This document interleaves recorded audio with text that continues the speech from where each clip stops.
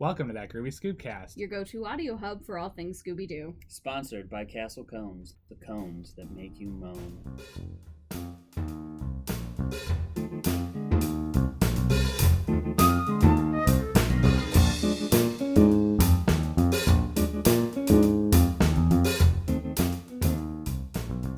Welcome back, guys. My name is Derek. And I'm Shannon. And today we are excited to introduce our guest host, Jacob Garavaglia.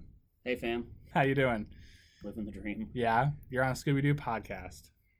That's his dream. Is that the dream? That is the dream. I'm just now living it. Today we are sitting down to talk about Scooby-Doo Abracadabra Doo. Shannon, I always ask you your initial thoughts, but Jacob, I actually want to ask you, if you were to sum up this movie in one word, what would you say about this movie? Oof. Oof. That's a good one. Oof is a correct one. I like that one. Do you care to elaborate on your oof? We just want to take it straight from the top? I just want to hear your very basic level idea behind that oof. It's just like nothing connected the way I wanted it to. The explanations didn't explain. Yeah. There was a lot of holes. So before we get started on our discussion of the movie in depth, we want to take a moment to get to know Jacob and his relationship with just Scooby-Doo in general. But first, is there anything that you want to tell our audience about you personally? Just a dude being a guy. I don't know. Nothing too exciting. I've known you for basically forever. Yes. So that's how I got here. I'm not just a rando off the street that you decided, hey, we're going to watch a movie together and you're going to talk about it. That was the original plan. Yeah. And Honestly, then I thought, wow, I actually have a friend named Jacob and he actually might want to do this. When we run out of friends, we might as well just pull random people off. Pull a the street. rando. Start pulling people. I'll be in Starbucks and I'll just be like, hey, buddy. I'm going to borrow You you like for a couple Scooby-Doo? hours. Just be like, hey. You wanna be on a don't? Better. podcast? That's way better. All right. Neither do we. Let's go. And then when it comes to Scooby-Doo, like how have you interacted with this franchise in the past? Like, did you watch it as a kid? Do you have any vivid memories of it? Definitely watched it as a kid, and I saw, this is probably, I think I know your take on this movie, but I saw Cyber Chase probably 7,000 times as a child because it was like the one that was on VHS when I went on vacation to my grandparents' house. So they just slammed that boy in there and turned it on so I would stop being annoying. So that one is like my baby. Yes. Jacob's brought up to me many times about the fact that I'm not a huge fan of that movie. Which is funny because you like the video game so much. I like the video. I enjoy watching that movie. It's just not that good. Okay. Well, we're not here to talk about Cyber Chase today. We're here to talk about Abracadabra Doo. So this movie came out in 2010. It was the first movie to introduce this more modern look of the classic Where Are You style of the gang. So you're seeing them in their original outfits and all of that, but definitely the animation's, upped a bit now. I will read off the premise for this movie coming from Scoobypedia.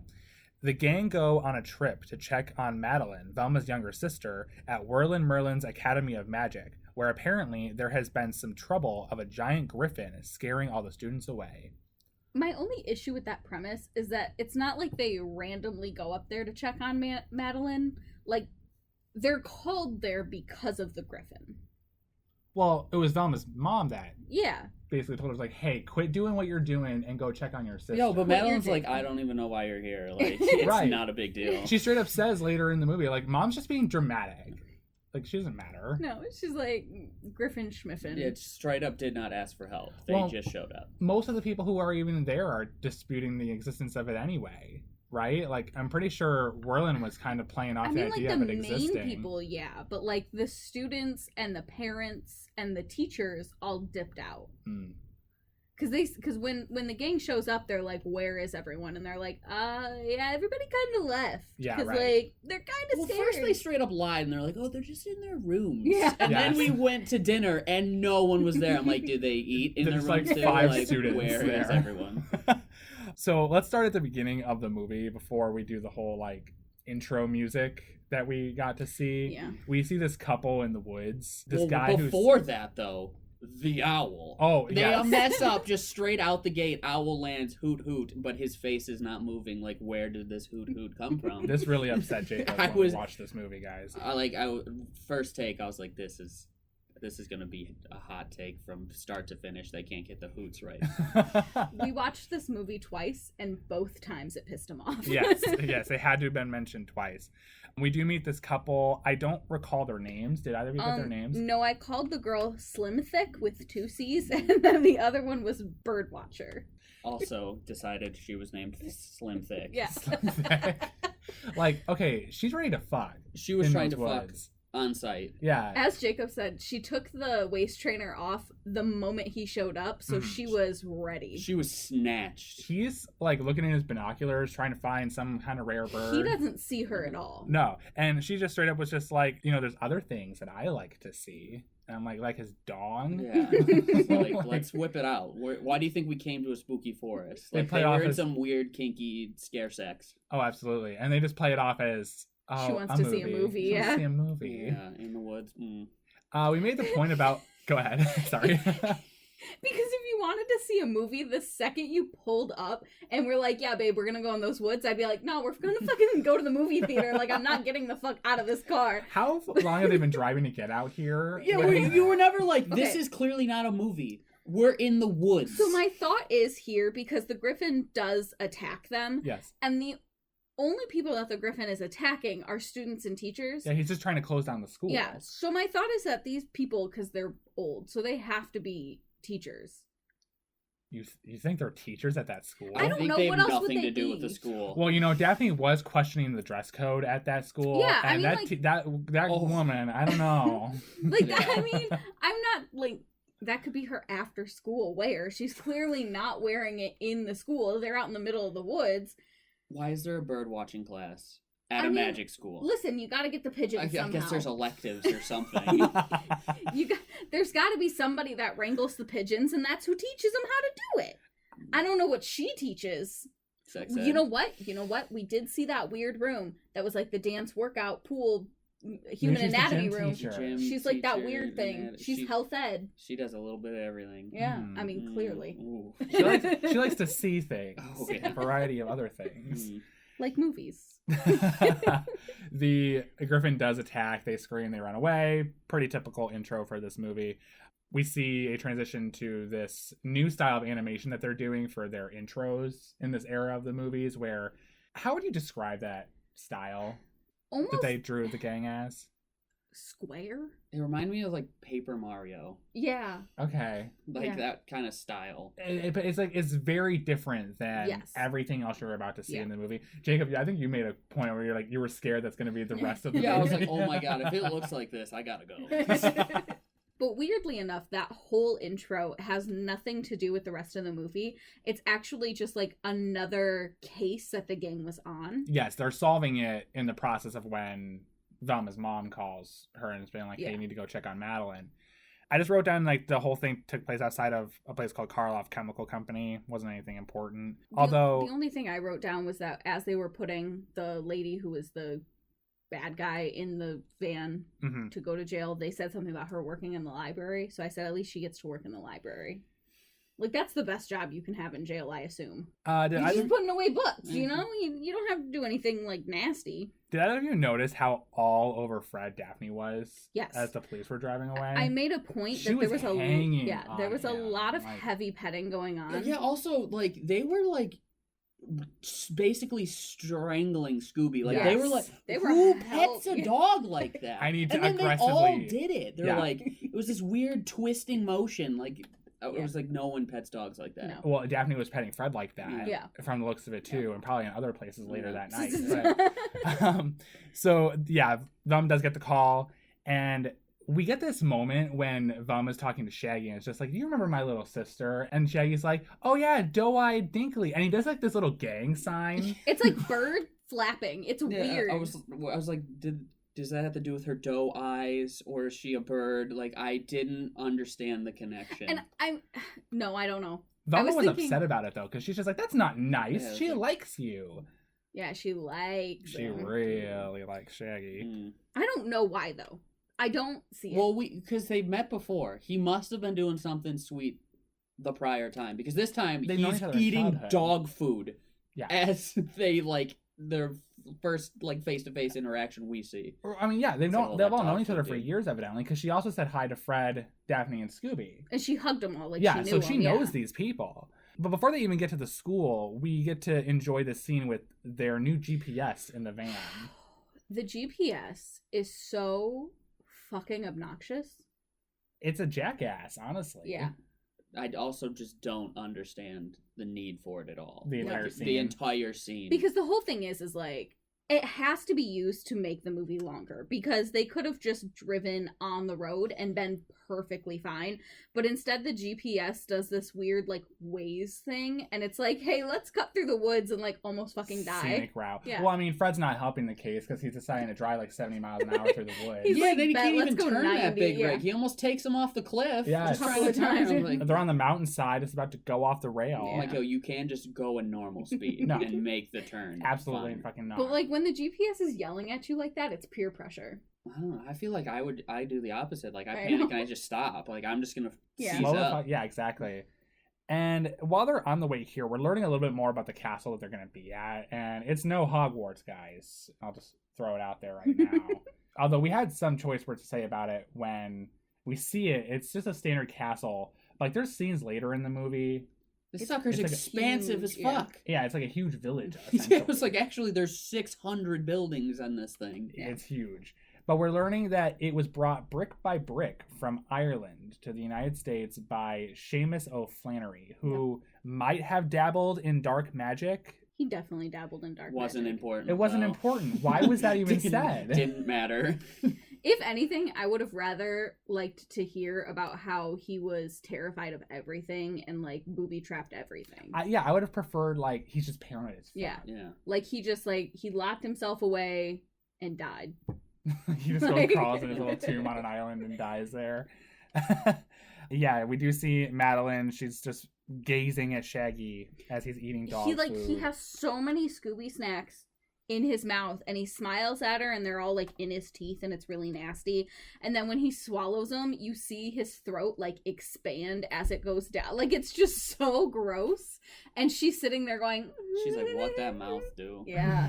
That's exactly what she was thinking. That's wet fair. for Shaggy. It's weird for me. That's a sentence I didn't think that we would ever say. Yeah, right.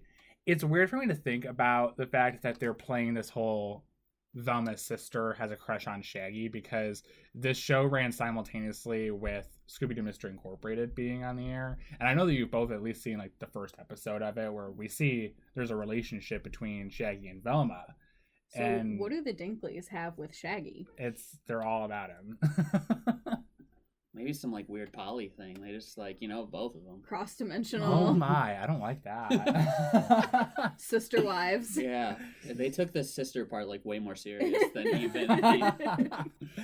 We do meet Whirl and Merlin. I hate that their last name is Merlin, because the other brother, his name is Marlin Merlin. I also just hate their names. Everything about it. When your baby comes out, do you look at it and be like, that's a Whirlin right there? Whirlin. And then which one was older? Because you then say... Doesn't matter. Yeah, because I don't think you pick Whirlin first. You go Merlin, then you have another kid, and you're like, I want the names to be connected somehow. Maybe they're then twins. You say Whirlin. Because there's no way Whirlin comes before Merlin when you're naming a kid. Yeah. Well, no, it was Marlin. Marlin was the brother's name. Oh, that makes it worse. Yeah.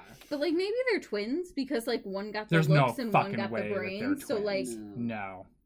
I think that I think that Marlin, fraternal, not identical. Well, yeah. Right. Yeah, one of them really got the short end of the stick. Yeah. Whirlin Merlin is the attractive one. He's the one that is the owner of the castle. I guess he's their equivalent of Dumbledore. He looks like Fabio. Yes. And they play that up a lot. A lot. A lot of hair in the wind. It's so dreamy. Yeah, he's very dreamy. My heart is swooning. It's funny though, because no one's attracted to him. No, they never play that. They up. play that up so much with Fred to Crystal, with Daphne to Fred, with Madelyn to Shaggy, but they never play anyone to Whirlin. No one. Yeah, and no he's one's the on Fabio, him. so it's just I'm surprised that Scooby didn't even say anything, because sometimes Scooby even, like... will be like, ooh. I think Scooby's bisexual. Oh, 100%. And he doesn't realize... Is it still bestiality if it's an animal to human? We've argued that because Scooby doesn't know he's a dog. Anytime that they say no dogs allowed... He's like confused. Yeah, he goes, what are you talking about? Well, he's also an alien in some continuity, so, I mean... It's a little messy. So we don't really know what it's at least bestiality if anybody likes him back, though. Yes. I agree. 100%. Mm-hmm. It's okay you see it's a dog. It's okay for Scooby to like him. Whirling cannot reciprocate the feeling. Yes. This is the point. In the eyes of the law. You have to be the adult. Lord. We also meet Crystal. So Whirling says that she's his former assistant, not current assistant. I assume that's because neither of them are like actively practicing magic. He like kind of presents himself as like the main teacher. Yeah, but like I think they're both teaching, and so like because they're not doing stage magic, this was my assistant, now she's just a teacher. I wish he would just say that they're fuck buddies, because she's also all over him. I mean, and that's fair, because also she doesn't do anything with Fred, and he gives her every opportunity. But she still kind of like plays into it a little bit. Just enough to keep him on the hook. Oh, yeah. Well, and when I say that like she's all over Whirling, I don't mean like she's like crushing on him. I just like, you made the observation, I think, Jacob, where like she's just kind of like hanging over the throne that he's sitting in next to the lion and stuff later on. But like she's just having fun. I think she, unfortunately, we never see anyone go after Whirling, but I think she would like that. Like yo, she'd like the little competition. Yeah, like come after my mans because you can't have them, sort of deal. All right. I got that vibe, even though we didn't get to confirm it with a character liking. That's fair, because she's very comfortable with him, and so she's like, it's just, you can tell it's a comfortable relationship where she's also like very open. Yeah, yes, definitely. She's like, go ahead and hit on him because like he's coming home with me. Yeah, and she introduces herself. She's really nice. Like she's just a regular woman in her outfit that she normally wears. Actually, it's very inappropriate, according to Daphne, because she was just straight up like, I guess this school doesn't have much of a dress code. I really want to know what part of the outfit was the problem. The shoulders. It has to be her shoulders? See-through arms, because otherwise you better start dragging Velma, because they both had skirts on. Yeah. And I would say Velma's was even shorter than Crystal's. Oh, Crystal's Velma's like got a short. It was flowy and to like at least mid, if not lower thigh. And she's got those tall boots. Yeah. I was like, you saw some kneecaps and just a touch of quad. And that's it. And she got enough triggered. To keep you interested. Yeah. No, and then it was definitely being shoulders. triggered about it. It was definitely shoulders. That's what I'm telling you. I just it love has how to be, quick because no one else had them. I just love how quick it was. On site. And she said it out loud, like in front of everybody. Yeah. Like Crystal probably could have heard her. Yeah. She's probably like, what is the problem? We also meet their lion, who used to be like their stage lion. He's old. Did the lion have a name? I didn't get it. I didn't write it down. Okay. I didn't get it. I think they either. just said that's their lion. I think that might be all they wrote. It was just weird because everyone had a name, and then they were like, "This is Lion." He's a lion. I also got the vibe because they're like, "Here, we're the main people of the school." I got the vibe that like the lion taught a class, like the way he was right there, like yo, like yeah. Because at one point, when everyone runs away and they're like, "We're the teachers of the school," and the lion's standing there, I'm real proud too. I'm like, I was like, I want to take that class. Whatever whatever class. Well, they did say that they only took, what was it, like trained animals or circus animals or something? They're only allowed to have performance animals in the castle. So maybe the lion is in charge of all the other animals, because we do see him with like the pigeons on his back later. He's hanging out. So maybe that's his thing. Like he runs the animals. Yo, but can we talk about how like the Miss Rumple Buns, yeah. She immediately was like, let's call her Buns. Yeah, I'm tired of saying Rumble. Her first name is Alma. Buns it is. Buns it is. I spelled her name different ways every single time I wrote it down. But Buns was like, yo, like, you can't have, like, non-talented animals in here, essentially. And I'm like, Scooby fucking talks. He talks! Yeah. What else? He then has to prove himself through riding a unicycle, juggling, and balancing a bowl with a fish in it on his head. I'm like, I would have been like, hey, I just talked. I talk. There, that's my magic power. Can your lion talk? What the fuck does the lion do? Because all I've seen him do is sit in a cage. And show off his ribs. Because have you noticed that? Like, he's very skinny. I don't know. That lion. That's male nutrition. Oh my God. Of course. How do you think he got a make them perform all the tricks. I They mean, beat honestly. animals into submission. That's big- why a lot of them get canceled. Yeah. He's a big coward too, apparently. The lion? Yeah, because it was Crystal that says that he's like, Oh, a big pussy. pussy. he's a big Yeah. pussy cat. Yeah. Yeah. Hard emphasis on the puss part. Yes. It's Yes. weird, like, when people talk in this movie, they take breaks between each word. And so she goes, yeah, he's a big pussy cat. And it's like, oh. Like, how hard are you trying to put an adult joke in here? I also figure, too, like, I mean, they did a good job at the two beginning. adult jokes, Oh, yeah. and then, we yeah, totally 'cause the skipped dips- over the dipshit part. Yeah. Oh, What's yeah, that? the GPS The GPS calls was like, Scooby and oh, Shaggy dodge these dipshits. dips in the road. Don't worry, not the guys in the back. Oh yeah, I forgot about that. Yeah.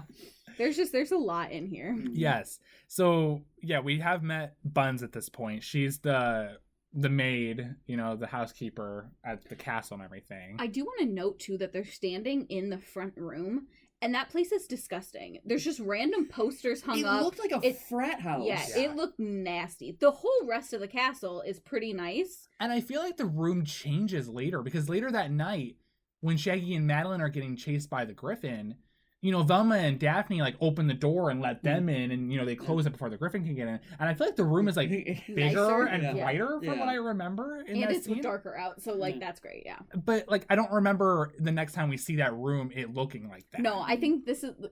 She cleaned She that cleaned day. it, yeah. It's like, fuck, I guess we have guests. Right. Yeah, so Buns takes the gang to their rooms. We're now cutting over to meet another character. This is Calvin Curdles. Mm-hmm. He's the Cone King, and he runs the Cone Castle brand. They are a brand of vegetable and variety meat ice creams. They're Didn't like that. nasty. Makes me want to Didn't vomit. like that. No.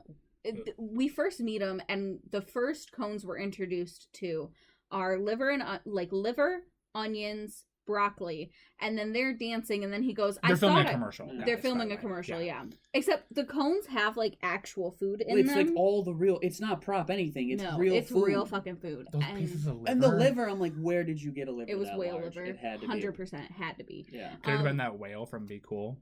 The one that I said fucking died. So a couple episodes ago, we reviewed this episode with a giant plane, and it had a whale in the plane because, like planes do. Yeah. And the whale escaped the plane via like 8 parachutes, and we just Landed on land and probably died immediately. And it probably that was got the thing. As it's landing, as it's coming down, I was like, it's gonna die because either it's gonna land in water, get tangled up in all of that, and suffocate, or it's gonna land on land and die. Yeah. So either way, it fucking died. So that's where the liver came from. So there you go. We answered He that found question it. Yeah. now. All right. But he's super butthurt because the buttered Brussels sprouts, is that what it was? Something like that. Or Something, buttered yeah. cabbage, something. Yeah, something like that. She was late to be on the scene for the commercial. And then she fucking spilled her butter everywhere. And he had the most absorbent Oh, towel yeah. I've ever seen ever. He just went. He like It was like that handkerchiefed it sham out. wow. ShamWow. I was like, dude, do you also beat hookers too? He gets a call from Amos. So we missed talking about Amos. So he's the groundskeeper. He's the instant red herring that we get, because he's just a mean looking dude. The second I saw him, I went, he's a cop. The second I saw him, I said, he's Shannon's dad. Oh, yeah. I don't know if you guys saw the picture comparison on Twitter, but they're identical. They're identical. That's my dad. 100%. From now identical. on, it's not Elmos, it's my dad. Amos. Amos. I don't fucking know what his name is. Canonically, He's my dad. your dad is He's in my Scooby-Doo. Yeah. I sent it to my mom and she confirmed. Yeah, that week that he was gone out of town, he was filming a Scooby-Doo movie. Yeah. So Calvin Curdles gets a call from Amos, and he's just saying, you asked me to give you updates on, what's going on here at the castle, and these 4 teenagers and a dog just showed up. And it's kind of insinuating that they have like an evil plot going on. And it's just really annoying because, I'll just give a slight spoiler here, neither of them are behind the Griffin attacks. And they play up that red herring so much. yeah, it's like they're being super suspicious and shady as possible without actually breaking the law. Well, because even at one point, my dad makes a comment and says something, it's like later in the movie, and he says something about like, well, maybe the Griffin will show up tonight. And it's like, you don't fucking know. You actually don't straight know. up don't control it. Yeah, Right. You're making wild accusations and hoping they come true. Yeah, you're just like really trying to get in on the cone scheme. Yeah. Yes, absolutely. What does he benefit from I this? really I don't know. not know Like, what the fuck this guy you was know getting what? out of I any never of thought this. about that. The whole thing is, before this movie started, we told Jacob that there's always a dick and there's always the actual villain. Yes. And this man is clearly just a dick to be a dick because he's not benefiting He literally at all. doesn't even benefit. He is true, like, chaotic neutral. I think. Exactly, because he's not part of the Cone Castle business. He has no interest in Buns and anything going on with their relationship. And what does he have against the Whirlin Merlin brothers? Like, the most that he's gonna do is lose his job in the merger. Or in maybe the sellout. they You might know what I mean? they might Like- keep him because they bought Buns with the castle. I mean, Yeah, which there was like a tinge of like, is she like bound to it? Is that like, are you indentured to this right? place? Because they Well, said they that she's said been some- here since she was a child or Yeah. something. Which is weird because we only ever saw her like in her 20s. We didn't see her as a child growing up in the castle. I mean, I don't care about that as much. No, It's just but, the like, it fact was that, just like, weird. They bought Buns with the castle. Why Yeah, couldn't it's they have also bought Shannon's dad with the castle? Mhm. Like, yeah, I don't understand at this point now that we're talking about it what he had to do with anything going. Like, why did he call him? No. In which case, like, Unless he was paying, like the cone guy was paying Well, him for because- information. Why but- didn't he But- just but- blackmail Marlin? Okay, That's the whole so thing. Marlin Merlin is the villain, guys. He's the brother. He's the villain. I'm just gonna say it now so we don't have to pits putts around it. But he could have just blackmailed him, been like, "Hey, I saw what you're doing. And that's I know what you're planning. Yeah. Give me money." Like, well, and that's the thing is, like, he flat out either could have gone to Marlin mhm. or he could have gone to, what's his name, Willie?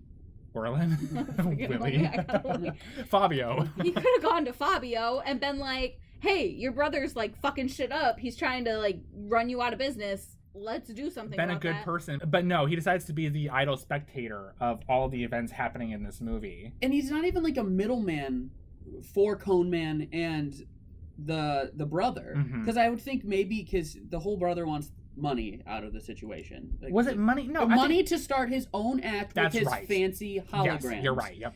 So he didn't like. It would make more sense if Shannon's dad was literally like the middleman hmm and was like, "Yo, so I'll talk to you. We'll set up this business deal. We're gonna set it up so you can take this school down and get your money." hmm But he didn't even do that. No.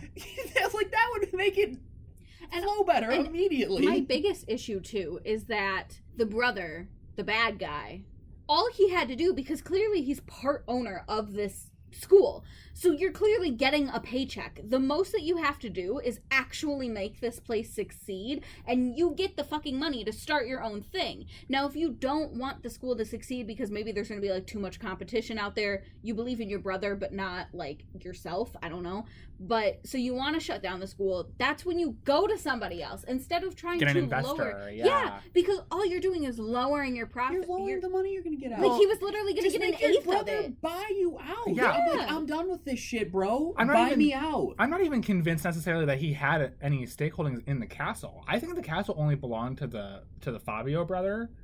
I think. I don't know if it was. He ever made it out said. like he would get money if they sold it. That's Well, what he because said. even when Fabio Okay. was going to sell it at the end, he said, no, I can't take the money now. Yeah, because the whole That's. thing- You're right. You're right. Yep. I take back what I said.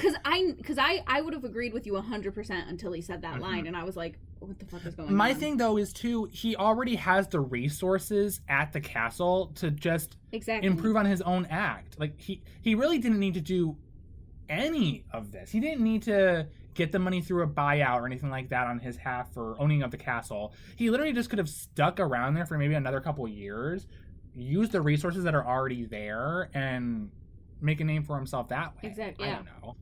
Like, It's that dumb. could have been your home base, and All you of could it have was- worked out of that.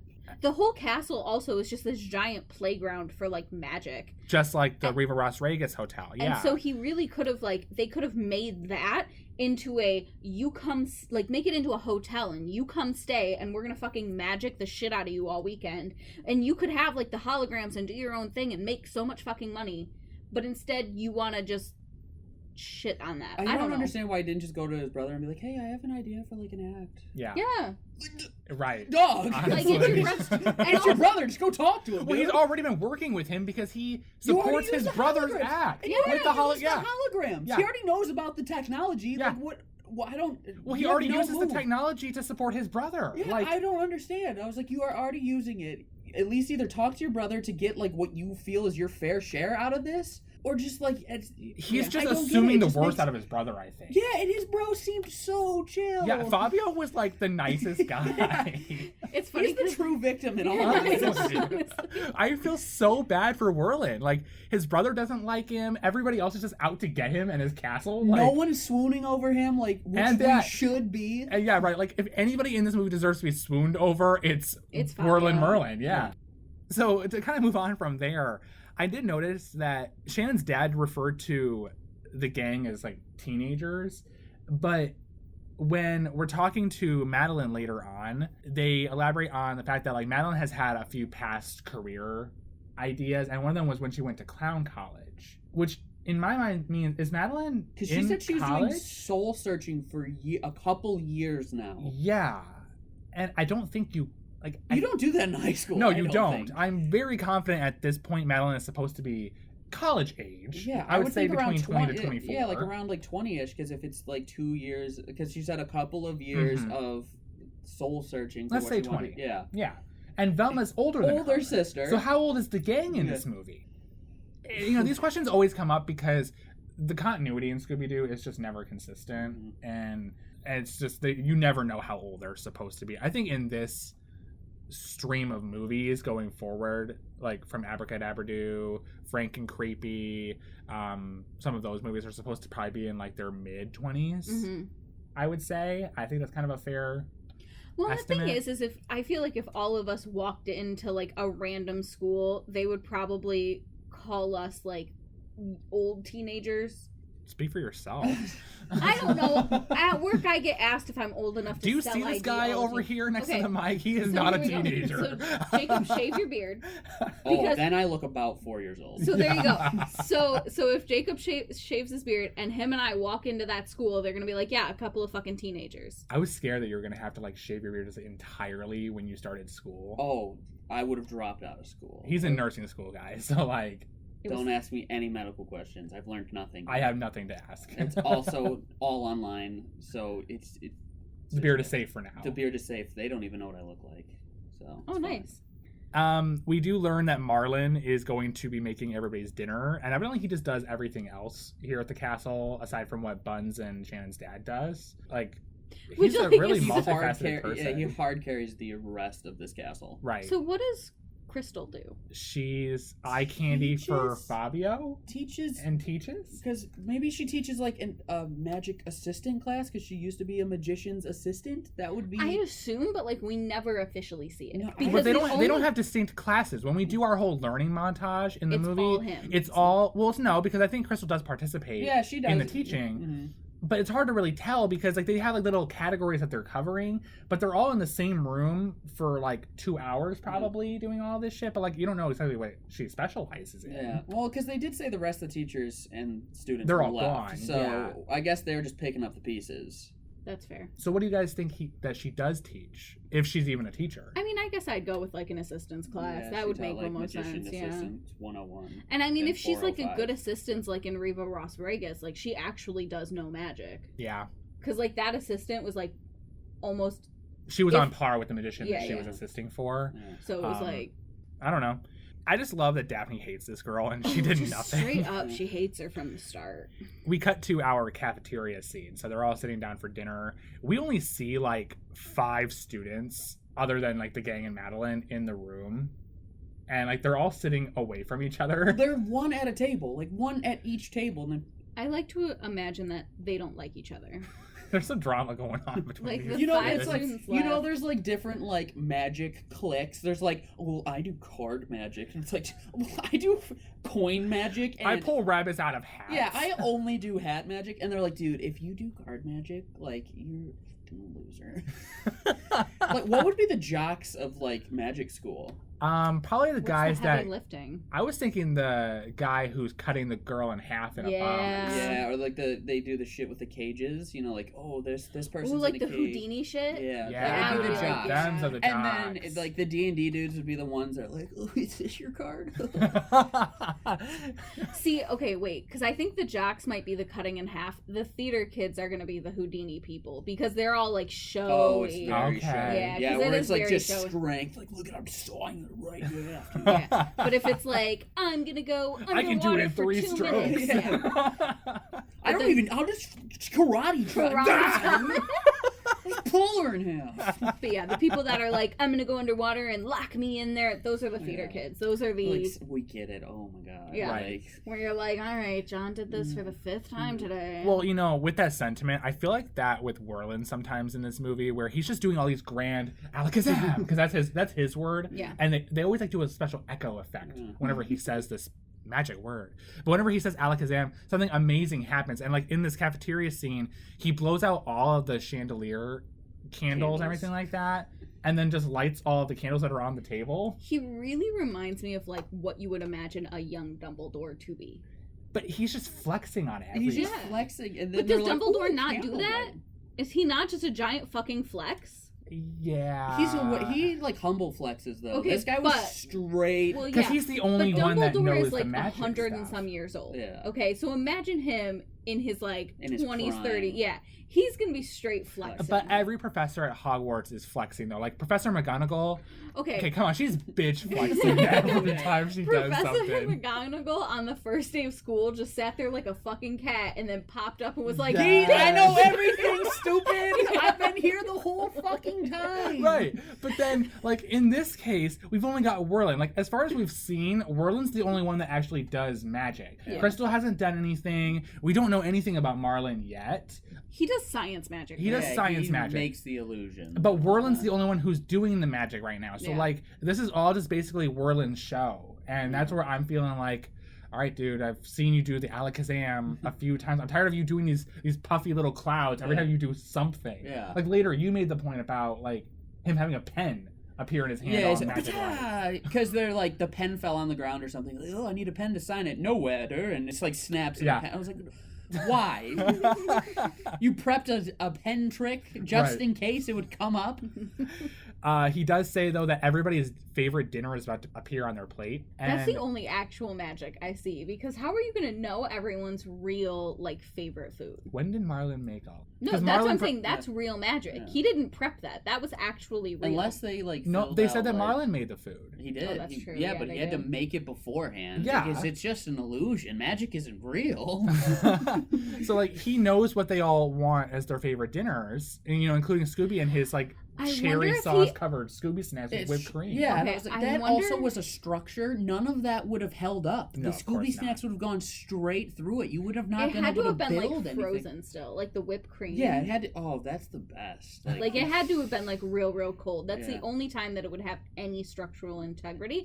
But I wonder if the reason that he knew all of their favorite foods is maybe that he asked, Madelyn, yeah, be like, yo, because what foods? Madelyn's known them forever, so he'd be like, hey, your friends are coming, I gotta make them dinner. What are their favorite foods? The only ones that I would believe that she would know the answer for that is Velma and Shaggy, because Velma's her sister, and Shaggy she's obsessed with. Like, why would she know Fred's favorite dish is spaghetti? she- Because like- that's so basic. She Like I would honestly- Fred remember. is very I would basic. remember if someone had some basic ass favorite You'd food be like, like- spaghetti. And No honestly, meatballs though. No No, meatballs. there were no There was no meatballs. This man was eating noodles and pasta sauce. And I think there was a And little bit of oregano on And top. he was dumbfounded. Yes. Like, he was like, oh my god, spaghetti, dude.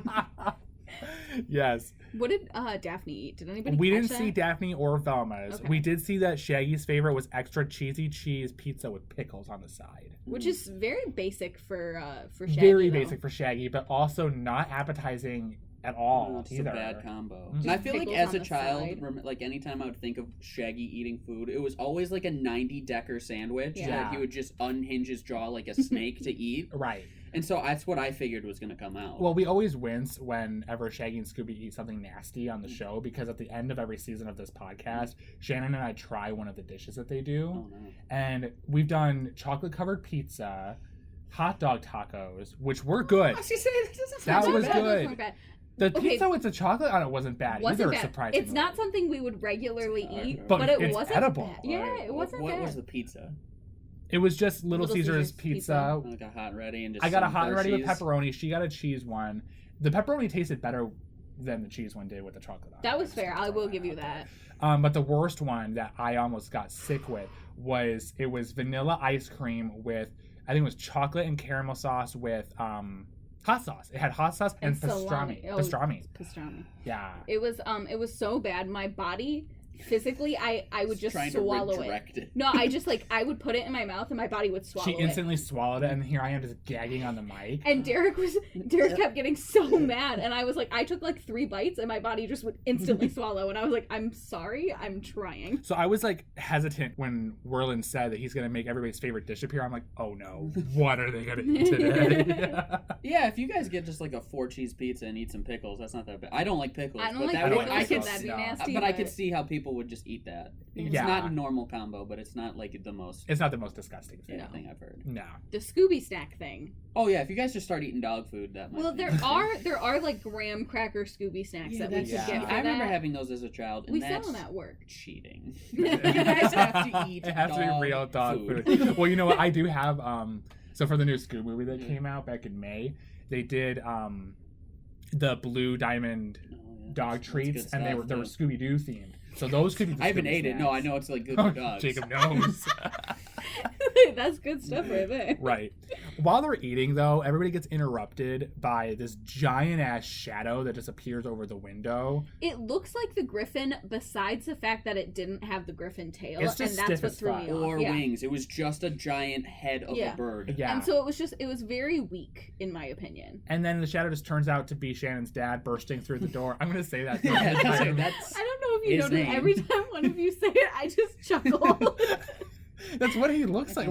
I can't remember his name, so it's my dad. It's Amos, if anybody has forgotten. But Shannon's dad bursts through the door, and he's wearing like a red coat, and like you can only see like his red eyes under the hood. You and know he's what got it a reminded me pitchfork. of? The hash-slinging slasher from SpongeBob. Yes, that motherfucker. That's exactly what it looked like when he walked in. Yeah, with like the slimy walls and Yeah. everything. That was a scary episode Dude. in retrospect, but I still can't take the trash out Mm-mm. of that. I like when SpongeBob just running out, shucks it in the dumpster. It's me to this day. Right. But like he opens up by just being like, "It's a devil of a night out there."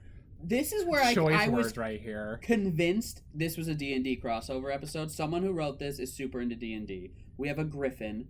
We have a banshee that definitely has more, like, this is for the D&D nerds, like hag qualities than a banshee qualities. He talks about goblins Yes. and ghosts. I Yeah. was like, And then I have the exact quote. He says, "It's the kind of night that invites ghosts and goblins and other visitors." I was like, this, whoever wrote this is super into D&D. Right. Not to mention, Calvin looks like an elf. he looks like an elf. He has pointy ears and has not aged a day since that picture. No. Yeah, he's 100% an I elf. was like, he's at least half elf. Gotta be. I'm convinced. Yeah. No, I'm Honestly. yeah. And you know, he likes to just fuck with humans too by feeding them vegetable and variety meat Honestly. flavored ice cream. Yeah, If that's not an elf thing. So Madelyn like sneaks over to Shaggy and she's like, "There's something I want to show you while the moon is still out." And he's like, "I I'm kind of thinking want her to butthole eat." immediately. And I'm like, she's going out, and we're comparing buttholes. Right. She's like, "You're gonna be very interested." Yeah. Yeah, And 'cause- he's like, "I'm interested in this food." Which mood? Honestly. I was sitting there like, "Yeah, that's me." But like, I'm like, I would slam she a 4-cheese pizza right now. she drags him out, and then like all of a sudden you just see like Shaggy grab Scooby and drag him out too, because Yes. he's like, "If you're going, I'm Yeah. going." Right. And we're now seeing this scene that all of us have agreed upon the second watching of the movie just was not necessary. No. Them being at the ruins with the sundial. Yeah. You don't learn anything from it. Like, Also, who goes and sees a sundial and is like, "Let me try and break this"? With the when the moon is full. at night. Yeah. Yeah. Right. Like she had to. I imagine that was like her little like safe spot. Like she came out there just for her, Yeah. and then one day the full moon was You out, think and she got saw no it. Like friends I at assume the school, like no friends. she's a Dinkley. She's annoying. She might not have Listen, friends. her sister, who only has 3 friends and a dog, thinks she's a nerd. I don't know, but Yeah, thing, Velma does say that. The thing is, like, she never came across as that. Like, okay, but like if she went to our school, I don't know. Yeah, compared to that to someone that we went to high school with. But the pigtails were doing it. Jake is about them. I was here for Slim Thick at first, and then I was like, maybe I'm gonna be into, what was her name, Crystal? Yeah. But then Madelyn comes out with these pigtails. I was like, all right. All right. He's clicking his pen I'm like, wait a second here. So this is the love interest. Right. Right. And yeah, this whole scene serves nothing that any other scene in the movie couldn't have provided us. Yeah. It's just telling us that Flannery, the guy who owned the castle way back when, believed in the Gryphon curse or anything like that, and he had a spear, or the staff. He had a magic pointy stick. Yes. Yeah, the only two things I saw was like, well, we learned about the staff, and it was the first encounter, well, not even the gang's first encounter with the Gryphon. Yes. But we didn't learn a single thing about the staff there. We do later, when she finds the book in the library, we actually learn about what any properties it has. Right. So and she already knew it existed. Useful. She already knew it existed because Shaggy's like, what's that toothpick? And she's like, no. That's his legendary staff. Yeah. So the whole thing is, she's already read this book, but then has to find it again later. Yes. Like, I gotta refer to my notes. And that's the thing. It's like she really could have, instead of dragging him out into the middle of the woods where danger was lurking, she could have just taken him to the library and like tried to fuck him there. Yeah. Like, been like, hey, was like the night walk trying to get him into the mood or something. And it's like you should have immediately known nothing was gonna happen. He brought the dog. Well, that's and also like she thinks that he's this brave person, but like he's not. So taking him into the woods at night is gonna do nothing but scare him. Well, Scooby's also gonna add on to it when she's saying like he's brave, and Scooby's just like, you stupid bitch. Dumbest motherfucker I've ever met. I like when she is reading the ruins, and it sounds like she made it up. She's like, just what's wings that say? She reads, "Winged protector, arise and guard this castle." I have a feeling that it was in the book, like because because we know that she had read the book beforehand, like she had to have. So I think that like it had to have been in the book. That's the only way she would have known it, because there's no way she knows old Irish. Yeah, some weird folklore, hieroglyphic thing. That wasn't real. That was made up symbols on there for some reason. Straight up winged it right there to impress Shaggy.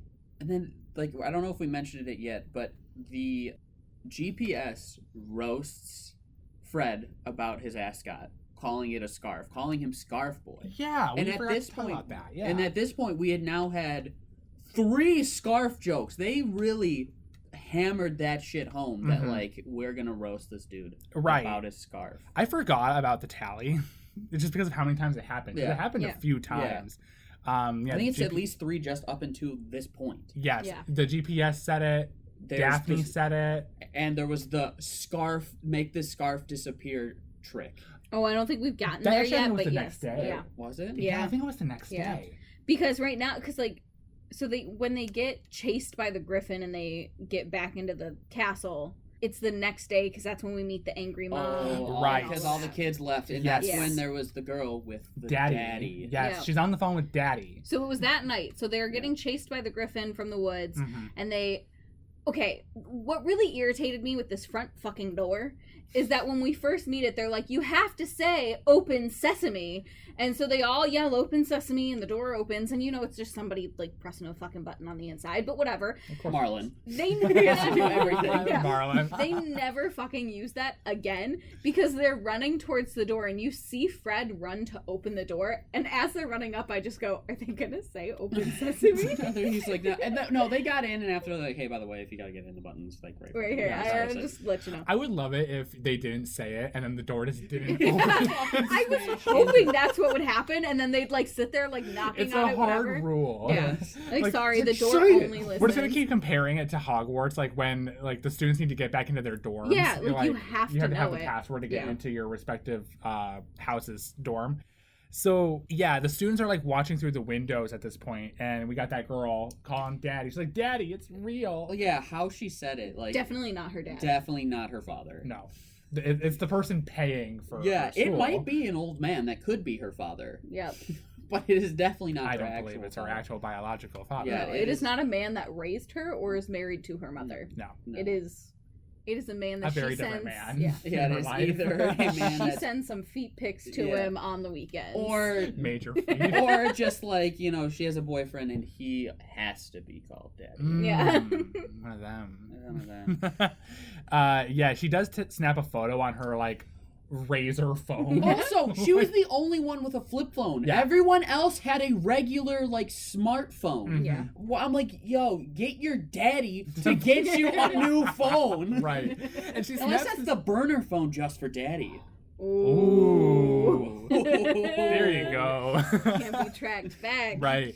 So she snaps a photo on this old ass phone, and then they like blow up that photo for a newspaper the next day. Yeah. That was a quick turnaround. A very quick turnaround. I want to. How much did she get paid for that picture?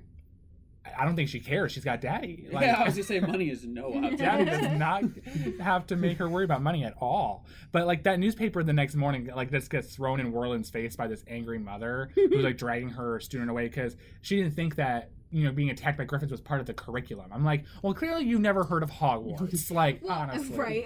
You get murked by a tree just showing up I for know, school right. each year. Well, and also, like, the whole point of this castle is there's a whole fucking tower where a supposed griffin lives. It's not my fault you assumed it wasn't real. Like, that's on It should be a disclaimer on all of their Could be real. advertising for the the school. Haven't seen it, doesn't mean shit. It's like what it would be like. Oh, Flannery's castle and their staff is not liable for any attacks by griffins and or other magical beings. Anything out of the Monster Manual. Right. It's another D&D joke. There You got like 3 of them in there, I bet. There's like... So then this is like all the students leave and all like any teachers that were left are gone.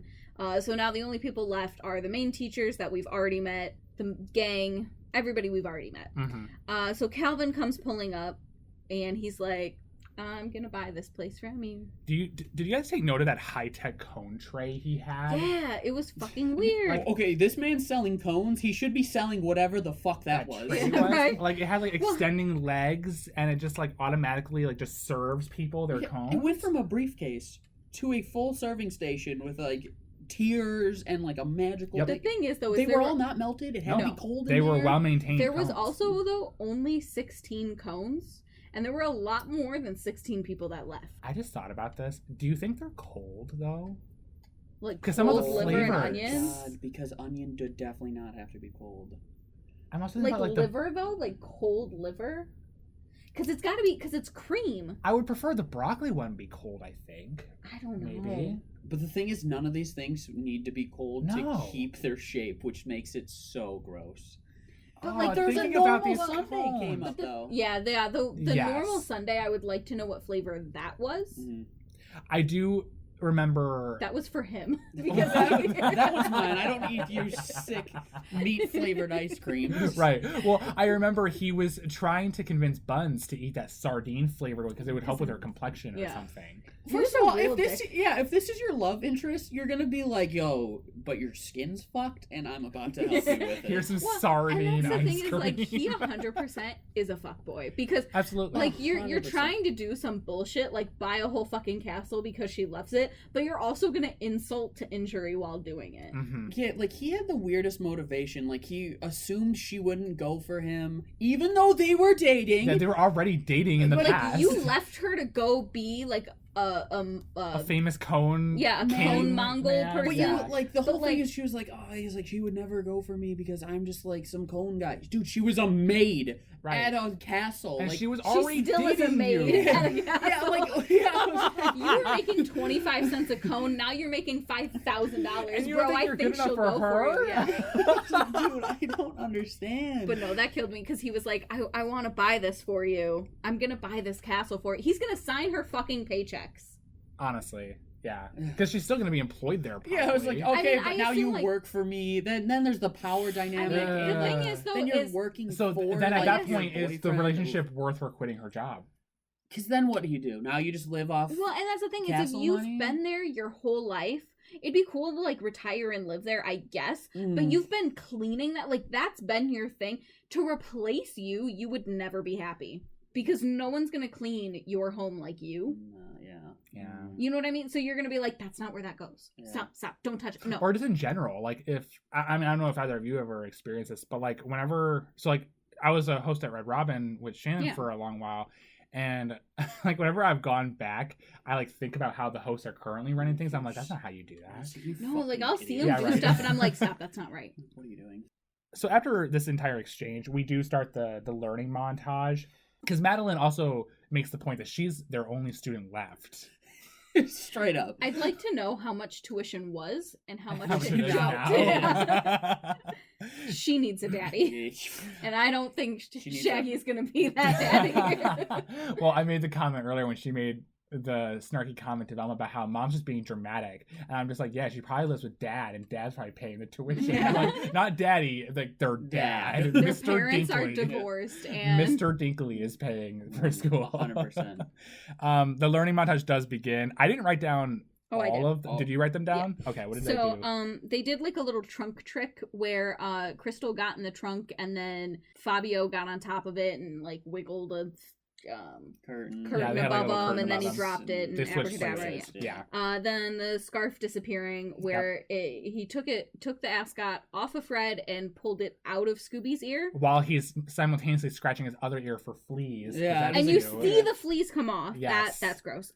Then we get like explosives, and Shaggy and turns a into full Yu-Gi-Oh. anime montage of Shaggy learning how to use smoke grenades. He leapt into the air and was Like 50 feet. and you see like the little moving stripe background, like you see like in Pokemon. Yeah, and like they're what just was like, that shit? I think it was like Bakugan or something. You Yes. remember like they were the little circles, and then Yep. they Yep. spawned. When Yeah. they spawn. He and was holding him just like they hold Bakugan, Yep. like in his fingers. He's like "Do-do-do," and like spawning. I was like, Yes. dude, what is this anime? And he had that smirk on his face too, like he knew what he was Yeah. summoning. all he had to do was like push his glasses and they shine. And that was the only thing it was missing. Or if he was Ash Ketchum, turn his hat Yeah, around. it's like it's getting serious. The We're second that bringing they out pulled out, Charizard. the second they pulled out those the little balls, he was like, I fucking know. He knew exactly what they were. Because then immediately. too, like after he was done throwing like 5 of them, he grabbed the whole bowl, and the brother was like, no, and like went to grab it back, and then Scooby was like, No, not grabbed it. we and ran. know They were we're like, well versed in this is our weekend thing. And then this thing called the zombie ball, where That it was was like dumb. the ball like floating above the curtain, and then Yeah, I didn't get that. That was so dumb. Yeah, I Daphne didn't was get it, trying but to Daphne control it. sucked at it. Yeah. It reminded me. We keep referencing Hogwarts, and I love it. Harry Potter. Shaggy references is at one point. Yeah, but Shaggy we'll get does there. reference it. We'll get there. But yeah, it reminded me of like one of the Quidditch ball. I don't know what they're actually called. Oh, it's the one that like beats your ass. Yeah, it's trying to beat the fuck The out of buff- you. Shit. The Quaffler? Waffle. Quaffle. Sure. We're probably wrong. Guys, correct us if you know. But I yeah, used to like, have those memorized. but yeah, it's just trying to like pull out of the blanket, and then Daphne gets going flying. It was Yeah, a dumb. it was stupid. thing. And it That really, that's how the scene cuts too. Is Daphne coming out like dressed in like 1,000 different things. Mhm. She falls down, and it's just like the music goes silent, and then cuts to Velma in a basement. In a basement. And we're like, what the fuck is happening? Right, yeah, she's just scouring this basement storage room for reasons, and she stumbles I upon. have no idea why she's down there. No, there's no reason, because like She's just being nosy. that Okay, would have but been a good also- scene. We were talking earlier about how like they keep padding the runtime of this movie. Mhm. They could have just been like, hey, like just have Velma be like, hey, I'm just gonna go and investigate something. Like they could have added that Yeah. in. Yeah. That could have been a good way to pad it. and if the they whole needed thing to. was that Daphne was already down there because Yes. she was doing ballet in that one weird room. the gym, The gym- the basement, the gym pool? with the pool. I'm gonna call it the health ed center. Also with the whole human anatomy on the Yeah. board. Yes. And just a bench press. It's the And health like center. a chest fly on the wall. Yeah. And I was just like, I don't understand how these all No, enter. I in a magic school. You know, yeah, I was In like, a magic it was school. like, you can also get jacked, do ballet, and dive in the pool to cool down after you learn all the human bones. Yeah. Yeah. Then you'll be ready to pull rabbits out of hats. Yeah. But yeah, so Velma like is just kind of looking through this dark, creepy place. Opens up, what was it called? The pointy thing. Oh, the Iron Maiden. Yeah. Yeah. She opens up an Iron Maiden and fucking pokes one of the sharp points of it, and I'm like, and it goes in because it's fake, obviously. But, like, who would want to test that? Who sees something like that and is like, let me see if it's going to make me bleed? Right. And then she hears some, like, ballet music, and she's like, oh, what's what in that? the world? Yeah, she was so baffled by it. That was the only thing that confused her this whole time. She had everything else fucking She was figured like, out. it makes sense. She did get scared by the Iron Maiden, which was weird because she had just shined her light on, like, these weird clay crazy Masks. faces. Literally looked like they skinned a human being. Yeah. Like, there's the faces Terrifying. were like actual people faces. It was terrifying. That's where the students went. And so, like, she walks in, and Daphne's trying to do, like, point ballet, which I know some about just because the people I nanny for do ballet, and you can't do point. You can't. Like, you have to have so much fucking muscle. Mm-hmm. You have to work on it for years and years and years. And this bitch is just on point, fucking breaks her feet, falls down, and then gets right back up like, yep, I'm good. Like, her feet folded in half. And she's not experienced because she's just trying to practice not being clumsy or whatever like that. Yeah, she's like, I don't want to be klutzy around Fred. anymore. Yeah. Because like, she's super, like... My stomach was in my throat when that happened because I'm like, her real toes life, you would die. touched her damn heel. Mm-hmm. Her feet folded in half. They I was like, did. you were never walking again. Like, you're done. All this because she's, like, threatened by Crystal. Like, Fucking Crystal's Crystal done and nothing. her shoulders. Crystal doesn't care about Fred, Daphne. Yeah, because Crystal had not even, like, flirted with Fred at this point. No, I don't think they've ever even talked yet. No. But then I also noted that in this scene, Daphne's just like, oh, I'm surprised you're not going and having, like, a girl night with or like a sister night, you know, with Sister Madelyn. sleepover. Yeah, sister sleepover. And Velma was just like, I mean, I gotta be honest, I think she's kind of a nerd. Yeah. Just straight up shades Madelyn right now. Especially, like, of all people, Velma. Velma, yeah. I could see Daphne doing that. Yeah. In this case. She'd be like, not, your not sister's Velma. kind of fucking weird. Yeah. And this also, is... your sister kind of has a thing for Shaggy, and that's also fucking weird. Why? I mean, Velma, why do you have a thing for Shaggy? Velma, the man eats dog food. Honestly, that's a, you know... Out the box. She's very intelligent, but she's got this thing for men who eat dog food. I don't know. I mean, I don't kink shame, so do you. But. Do you, I guess. Yeah, I mean, if dog food's what gets you going, just brush your teeth, I guess. No, maybe she wants it. No, I just mean, like, after you're done fucking, like, maybe just brush your teeth. When you start to interact with people on the outside world. Okay, yeah. When you get Before away, you go back into the real world. Into the world. Once you leave your bedroom, go straight to the bathroom and fucking brush your teeth. Because, like, nobody else... Or the ruins, because Madelyn likes to take Shaggy out there. But, to eat dog food. This is when they discover that secret entrance. So... For some reason, Daphne starts trying to pull the weights. Yeah, she was like, I'm going to start doing some chest flies because my feet broke. Yeah. She was like, I can't walk, so I might as well just jack my arms. And she has Velma help her pull the weight because she's struggling to pull it. And the metal wires just snap. As someone who loves going to the gym, those things literally hold like a normal cable rack. The bottom is like 200 pounds. So you're telling me that like you guys managed to snap a wire capable of at least holding 200 pounds, but also the force of somebody yanking on it. So these things have to be graded well beyond the capacity of like the weight on it, so that because it gets used so often. Yeah, right. You're not gonna just snap a metal cord. They'd have to both weigh 500 pounds and just consistently be yanking, and then have someone sawing on it at the same time. Right.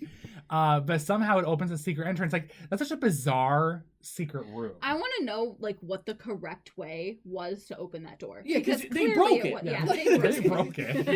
Maybe it had to have, like, the weight stack had to be Yeah. at a certain weight. Like, oh, you That'd gotta put be it up. clever. If you gotta Honestly, have it on because that makes sense, 135 to pull it. Because really it was clever. kind of, like, locked. Mhm. So maybe they just needed to move it down. I think they probably had to pull the pin out and it would have right up. So maybe, like, don't be a dick and break stuff and just try. You know, maybe try to figure it out. But who is also hiding this shit back there? Because when would it be Buns? Well, okay, so it has to be Buns because I wrote this thing and it says, like, everything in the room is, like, hundreds of years old because they're like, oh, this has to be stuff that Seamus.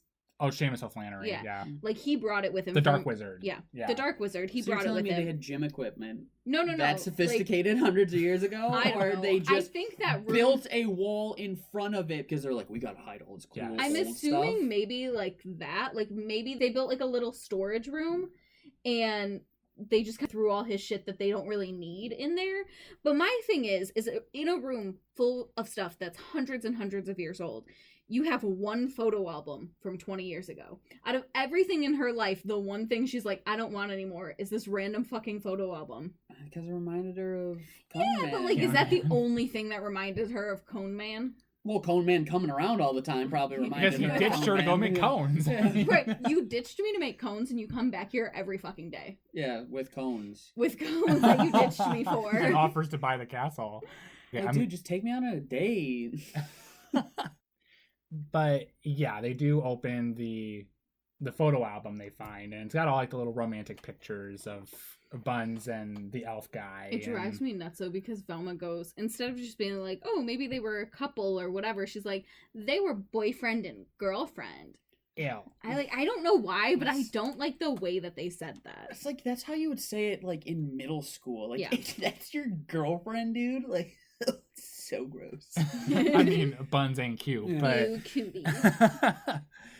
now we do like have a funny gag with Shaggy and Scooby being chased by the lion, and they think that it's The Griffin. the Griffin. It's funny because the lion with the griffin wing, it's pigeon wings, but that's the actual size Of of what what the Griffin should be. yeah, of what a griffin would be, Keep in not mind, this guys, giant thing. This Griffin, what would you compare that to? The size of a bus? At Bigger? least lengthwise, Yeah. but it Yeah. was significantly It taller. was built. This sucker was like at least 20 foot tall. Like it's bigger than a school bus, guys. I would and- say, like, the door that they used to walk in there, it was clearly like that big. So I'm gonna go with like 20, 30 feet tall. Yeah, so it is funny because when they do see the lion, that is probably the about size of what a regular griffin would look like. They do stumble upon this room, though, where they find these horrific-looking puppets. Oh, it's terrifying. One of them definitely looked like a furry costume. This Agreed. scene right here told us just about everything we needed to know that Marlin was the bad guy. Yes. They walk in and immediately we see the puppets, which They're scary. I mean, they're they're just scary. god awful. We run into Buns because she's just like, what are you doing in here?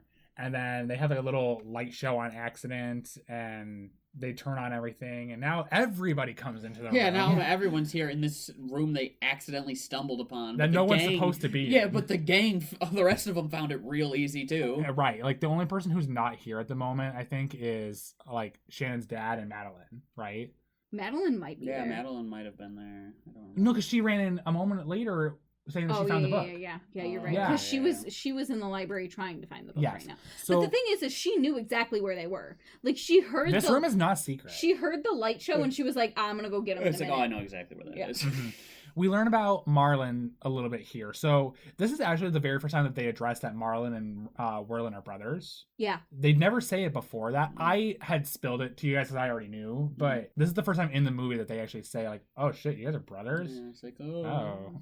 I got the looks, you got the brains. Werlin did Because say that's that. the thing is like Mr. Fabio over here takes his looks as like a bad thing. He's like, unfortunately, I got "Unfortunately." looks. And I was like, dude. he was chill. blessed with the brains. And I'm like, shut the fuck up. I mean, it's true, but you don't gotta say it. You don't have to make it sound like he's blessed and you're cursed with these good looks. Right. Because it's clearly done you no good in life Yeah. yet. I You know, just right? bought a fucking castle. You got a castle. You got crystal, probably. Yeah, you have a definitely. lion. Yeah. Like, come Honestly- on, dude. You know how everybody compares Daphne and Fred to relationship goals?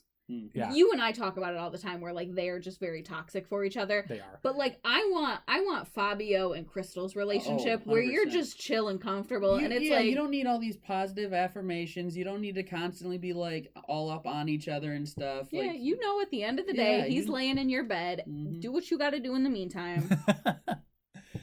And Marlin does explain his like hologram technology. It makes like super 3D realistic. He does specifically renditions. say though that he only has the technology for small things right now. He's a fucking liar. Which Big he fat flat out fucking later lie. on he says, "Yeah, I lied." And it's like, "You dumbass." Right. They also accidentally spilled like a glass of liquid, which we'll address later on what it is and why it's important, but we don't learn about it right here and then. Yeah. I like that Daphne just straight up comes for Crystal. She's like, "How did you know how to turn off the holograms?" Yeah, And she Crystal's figured like- she's like, I cracked the case. I Yeah. caught you red-handed. You And she's bitch. like, it says off. So we also learn in this scene that Buns is like real hot for magic. But traditional magic. Not the show bullshit. Not about magic. the holograms and the robots and all of that. Like, no, like, I think like dark magic. Oh yeah, she was hot for Shameless. That's Shameless. Shameless. Flannery. Flannery. I mean, he was was a dark shameless. wizard. He was probably shameless. I think she was a dark wizard. I'll take it. Yeah. Yeah. I don't think she wants to use it, but there's a reason she's been at that castle since she was a baby. Because she didn't flinch about any of that other stuff. She didn't care that there's a griffin. She doesn't care that there's weird, like, sea hags out in the lake. She doesn't care that there might be goblins. Like, yeah. I'm pretty sure she is, like, a, like, CR10 Dark Lich. And the thing is, though, is, like, she has aged, but Barely. not that much. Not that much. And it's, like... It's more like just a hairdo readjustment. Yeah, I think. and it faded. Yeah. It wasn't like she wasn't like a full gray. No. She was like a salt and pepper kind It's I have a feeling she just like stopped dyeing her hair. Mm-hmm. Like that's kind of what it was. Because she wants the mortals to know, like, to assume. You have to think look. that she's so my thing is aging. she's been at that castle since she was a kid. She's But probably how been long there. ago? Did she come from Ireland? She's from Ireland. 100%. Like, was she? Is she? Were they dark? She's the big bad, I think. Yeah, like were they dark wizards together? And he just happened. Like maybe she killed him, and she's the one that put him in the casket. Because we were wondering about that. Yeah, like how did he get in there? We Who just set fucking the did traps? She did it. She did everything, and then she's lived in that castle, and she won't fucking leave because that's her fucking home. But she's not scared of the griffin because either she knows it's not real. She knows it's not real, and if it was real, like she can control it with her dark magic. She's like, I'm so much more powerful than a griffin. Well, that is trash. And then also, like, it's probably her fucking griffin. Like, she's like, that's Fluffy. I feed him on the weekends. Like, right. Yeah, it's like he died many moons ago. Yeah. But yeah, she's just like buried so. him next to Shameless in the. That's his name now. Everybody has these names. There's Shannon's dad, Fabio. It's because the elf. none of these actual names are memorable. Yeah, I was just saying, none not. of them are memorable. No. If that guy didn't look like my dad, he would just be that guy. Yeah. He would have been Or a the guy with pitchfork always. Honestly.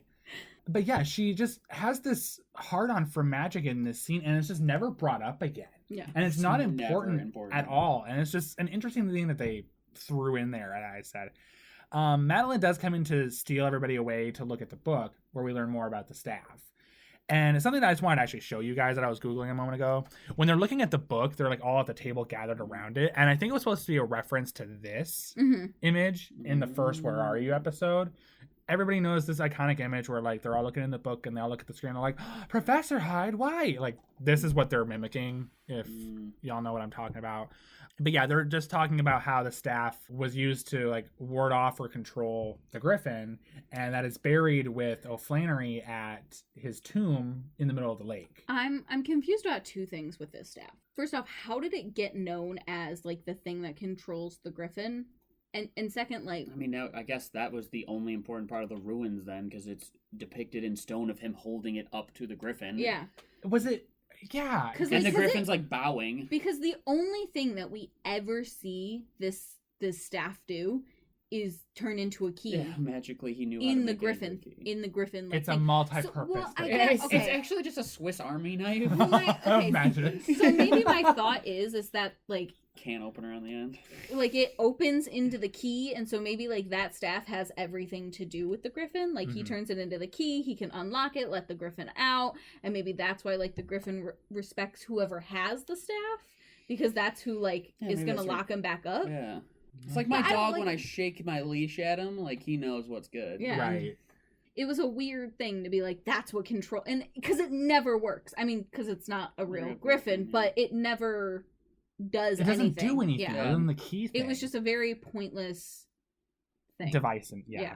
Shannon's dad does burst into the room, and all he really has to say is if you're looking to go to the lake, like watch out for the banshee, because there's a banshee now.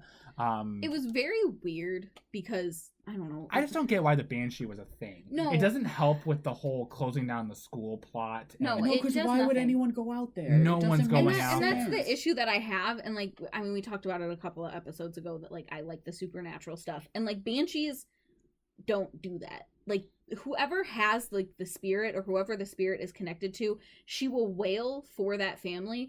But, like, once the family's dead, like, I think she kind of just gets to rest or whatever and, like, just chill. Like, she's not just gonna guard the last person. Right. It's just very weird. But aside from, like, the actual mythological facts about banshees, like, the function of the banshee in this is just to, you know, scream at everybody scary. who's trying to get to the tomb. But why did the brother set that up? Is my question. Because the staff didn't do anything to his griffin. No, yeah, that's the thing. It doesn't serve any purpose for the griffin. Like, had he just left it, nothing would have happened. And it would have been less work. Yeah. Like, all of it would have been less work. Time. They needed runtime. They needed the runtime. Yep. While they're on the island, Daphne demonstrates that she's just a full-on professional gymnast and just flips through these trees. And can't figure out ballet, but can do, like, spins around a tree branch, flip, and then land perfectly. I guess her broken feet weren't a factor anymore. No longer a factor. And Fred goes, hey, how'd you do that? Takes one step forward and fucking dies. Yeah, he just falls to his death down. I wrote that Velma is an emotionless void. Yeah. Because she's so like, emotionless. Are you good? After he just fell clearly what was like 50 feet onto a stone floor, he would have shattered his pelvis and his legs. Fred, you okay? And he's like, I feel like because she's so used to Daphne doing it, so it was just like the fucking team that I'm with. But he should have died. Yeah. Oh yeah, that's the thing. Is like Daphne shouldn't be walking right now. Fred's legs are broken. Yeah, like no one's walking. I made a note about when they get down to this. How'd they get down there? There were stairs. It was like a spiral staircase around Did they not see the stairs to begin with? Well, I mean, Fred didn't see it at all because he just fell. Okay. Yeah. But then when they get down there and they're like just looking around the place, I noted that Velma says that Scooby found the place. I don't know if either of you caught that, but she just says, look what Scooby found. Well, and he, like, because he was sniffing around and he sniffed up to the door. Well, we didn't know it was a door yet, but it was just like a slab. Yeah. And she's like, look what he found. I was like, what do you mean? But you don't elaborate on anything. Find shit you yet. don't shine your flashlight on anything. Yeah. No, and then after they said that, they're all shining their flashlights in like 9 different directions. Yes. Somebody, I think it was Velma, was just straight up. Literally had her pointed into what would have been the night sky and looking at nothing. I was so mad. I was like, I'm like, you just said, look at what Scooby found. And then you're not even shining the light on him to illuminate what he just fucking apparently found. Yeah. I was pissed. It's the moon. It works on sundials. But they figure out this whole puzzle. They gotta step on shit and turn the monoliths in there to unwind and open this door. It was a straight D&D puzzle. It was a D&D puzzle. Yes. And they all go in except for Scooby. And then when they let go of the monoliths, they start like unwinding and going super fast. Okay, they winded it like 4 times. It unwinded like 90 and at 90 miles per hour. And like everybody's in the door except for Scooby, and Scooby's just like, why? Fuck. Why did everyone else make it in there? Pad time. It's all pad time. So yeah, Scooby does jump and they go in and they eventually find the tomb where Flannery is buried. They have the whole gag of like trying to pull the staff they immediately out of the just skeleton's desiccate hand. his grave. Yeah. They're just like, all right, we're going to just completely destroy this. Mm-hmm. How many minutes did you say it has to run? You 75. said 76? I think it was 75 75. minutes. This is exactly 76 minutes. Yeah, I noted that. So yeah. literally... They just kept padding it to get to it. Yeah. Mm-hmm. So it's literal pad time. Mm-hmm. Yeah, no. Oh yeah. They were going for every minute they could seconds possibly over. get. Pad thai. Completely different. Fuck yes. So yeah, the skeleton's just struggling to let go of the staff. There's a whole gag of the hand coming off of it. Do you think that was a real skeleton? Yeah.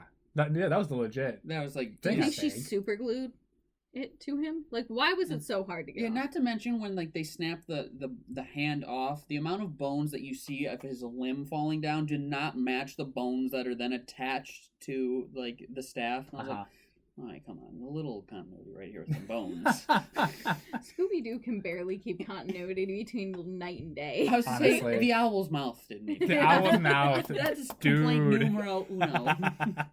2 seconds into this movie. I was like, all right, I gotta go. Right. Show me this horse shit. The Banshee does attack. They've already been attacked by it once, I think. And I know they saw it, but I don't think it attacked yet.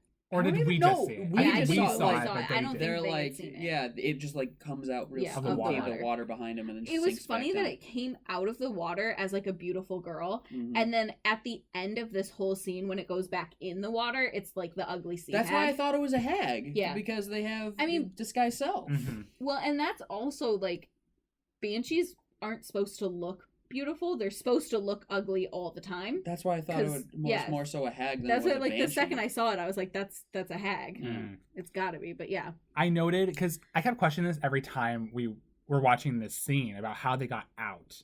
So while we were watching it the second time, I actually pulled up the movie on my laptop and I just watched it in silent for a second on that scene. The way they get out is It's like a weird mouth. yeah, it's Yeah. like these other ruins on the island. They look like Polynesian masked Yeah. monster things. do you think that it was like, because you know when they were standing in that circle thing, and I was like, "There's other doors there." Do you think it was one of those other doors? No. No, I think they straight up left the tomb because they ran past like the griffin, Mm-hmm. like because there's a griffin statue, and we could see light coming through it. Yes. Because it, like, the light, like, it was pretty cool. Like, it was a griffin, the body without the wings, and the light coming through made it appear like wings. So I think they might have gone through that. Okay. And then that somehow led to this face of, like you said, kind of like a Polynesian or something. Yeah. It did, none of it matched. None of it matched. I was like, what does this have to do with an Irish dude? Yeah, and like also, where are you on the island now? Like, are you Because from what I could tell, the island was just It was, like, just his tomb. right? Yeah. But this was, like, they were, like, in the woods. They ran back through the woods to get back to the boat. And I was like, dude, this thing is a lot bigger Mhm. than you're leading on. And also, Daphne tasks Shaggy solely to push off the boat with Once they're everybody. all involved. already in the and boat. the boat is like 90% on land. Yeah. I don't know if y'all have launched any boats. That is the worst way to do it. You always get the lightest people in there. You have the heaviest person who's willing to get their feet wet, push it into the water, and jump in. Fred, come on. Yeah. Honestly. And yeah, they use Shaggy's feet as like the motor Yeah, to just the boat Shaggy, Jesus is like- across yeah, it. Shaggy Jesus. Sonic's. across the bay. Yeah, right. It's And you know, we were all kind of disturbed by his comment about how he has major feet. I don't Yeah. know, like, because the way they said it, like, I didn't know if he was like, it's like a major feat, like a major accomplishment. But that's not how he said it. He No, just because you said, see a close up of his foot. I Yeah. have major feet. And I was like, that's a statement. Yeah, I was like, well, yeah, it would have been funny if you see his giant foot and he's like, that was a major feat, like, as in, like, accomplishment. Well, it was a close up on his foot. I know, but Yeah. it did. But the way he delivered the line, okay. it wasn't like feet, like FEAT, like a Mhm. feat of strength. Yeah, it was FEAT, like yeah, fucking feet, and Yeah. so it didn't make sense. Right. I was like, even the second time, I was like, no, like that, it just doesn't make sense. That comment coming after Madeline just complimenting him about how brave and what a wonderful man he Yeah. is. I I'm like why? that every time she mentions that he's brave, everyone else laughs. I was like, Yeah, like everybody else is in the van, like this idiot. But I do want to say that Shaggy's the one that brings this griffin down, and then Scooby is the one that gets like the intro monster. So like the main three that are supposed to be the brave people haven't done shit. Okay. Oh, with capturing the Yeah. monsters. So yeah. like, don't laugh at Shaggy for being called brave, because he's actually doing some he's shit at over least here. putting in that work. Yeah. Right. At this point, the griffin has appeared and it's chasing them in the van back to the castle. We are talking about like all these magic explosives that they're using to try and like deter the yeah. griffin, They and had they're all the not hand working. grenades. They did nothing. Every time that they pulled those out, it does nothing. But for some reason, they're obsessed. They with were using like, them. they're like, we need these We every need 'em. single time. Yeah. They're we use essential to them. the Yeah. mission. They're like, well, we got these to defeat them. I was like, yeah, because it defeated them the first 4 times you've used it on them. Right. We also got that oil truck that was coming from the castle. Oh, that was evidently, terrifying. for some reason. Where are you going? Yeah. For one thing, we don't exactly, I would assume because they were driving back towards the castle. So the only place that tanker could have came from is the castle. the castle. Is there a speedway here? Like, it wasn't There like a- has to be, because they were getting the gas station food later that night when Yeah, they got attacked by there- the lion. there has to be a gas station there. Because it was not like a semi that could have had anything in it. It was straight up an oil tanker. Mhm. All right, you know what my thought is that because like it's so far to get up that mountain, you're probably out of gas, so they probably have a speedway right next to it. You stop in and you get gas, and then you can make your way back down the mountain. I want to work at that speedway. Your only customers It's are the people that magic work, people. yeah, that work at or go to this school. Also, wow, they would have a monopoly on kids. Like, imagine like underage Yeah. kids to come buy alcohol from the one gas station in the middle of nowhere. It's like, dude, we know where you came from. We know you're underage. Yeah. Here's your Bud Light. Right, honestly. But also, like, imagine that girl with the daddy. Okay. Oh. Yes. She's got Daddy's She has a girl. speedway card. Yeah. Maxed out. she's got copious amount of money. Yeah. Like, how is she so thin? Because you know that her and her Cocaine. friends are The daddy bought her. the daddy bought her, because you know she's there like every day with her friends, getting a Slurpee, getting whatever. Yeah, but she has one Slurpee and does a couple lines of cocaine before going to class. You know Yeah. she has like one of those little cute things in Like her the, pocket. yeah, the little ones like, with like the nails that daddy got her done, Yeah, and yeah. so she like yeah, she does just a pinky nail. But she keeps it in a little jar called foot rosin, like what Daphne was using when she was dancing That was earlier. actually cocaine. oh man, that girl's gonna be pissed when she comes back to the Oh, school for her cocaine. She's gonna be Somebody like, put why it on the the shit? fucking floor. Really, a dancer came. One dancer. One dancer out of this whole fucking time I've been here. I've kept my cocaine in here for 12 years, and you're gonna tell me one bitch came here and just fucking spilled it everywhere? On the floor. She's sweeping that shit up. That was that good shit. She called daddy like, Daddy? He's like, you sweep that shit up. That was $2,000 worth of fucking cocaine. Right. The fuck is your problem? I don't remember what the GPS was saying the entire time, but when they get back to the castle, it like panics because everybody gets out of the van. Fred leaves the car on. Yeah. Lights on, every single Engine door running, is yeah. open. The back, both doors. The GPS is like, "Where are you going? Like, Are don't you leave leaving me me?" out here." And yeah, they all get back inside, but for some reason, Shaggy dropped the staff. Shaggy ran into my dad. Is that what they, happened? They crashed Okay. and they both dropped their different Yes, staves. because Shaggy picked up the pitchfork. Yes. Yeah. Yes, and So I I made a love comment- picturing your dad with a pitchfork, like in real life. I'm gonna go home and make him. Can you have him pick up one and just take a picture for me? With this. I'm not taking the picture Flip for any crumpy. reason. Oh wait, you're already doing it. Right. I made a comment about why is Shaggy always leaving the staff behind? This is the second time. He's dropped it already twice. Yeah, because he left it in the tomb and Madelyn went back for it Yeah, on he the just island. dipped. Yeah. Yeah. He didn't give a I'm like, fuck. this is the whole point of coming here. Not that it's even necessary though, Yeah, not but that I it mean fucking matters if you didn't bring it, but still. You risked your life for this. Go back and fucking grab it. Right. He was only getting a staff for Madelyn, because that's Absolutely. not the only staff he wanted to give her.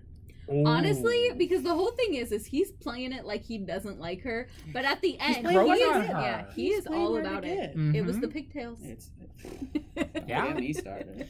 But Madelyn goes out again to get the staff the second time at the castle. And that's when she just gets swiped up by the Yeah, griffin. she gets kidnapped. And she had the most blood-curdling scream when she's in the Oh, air. I She's like, don't "Velma!" like This it.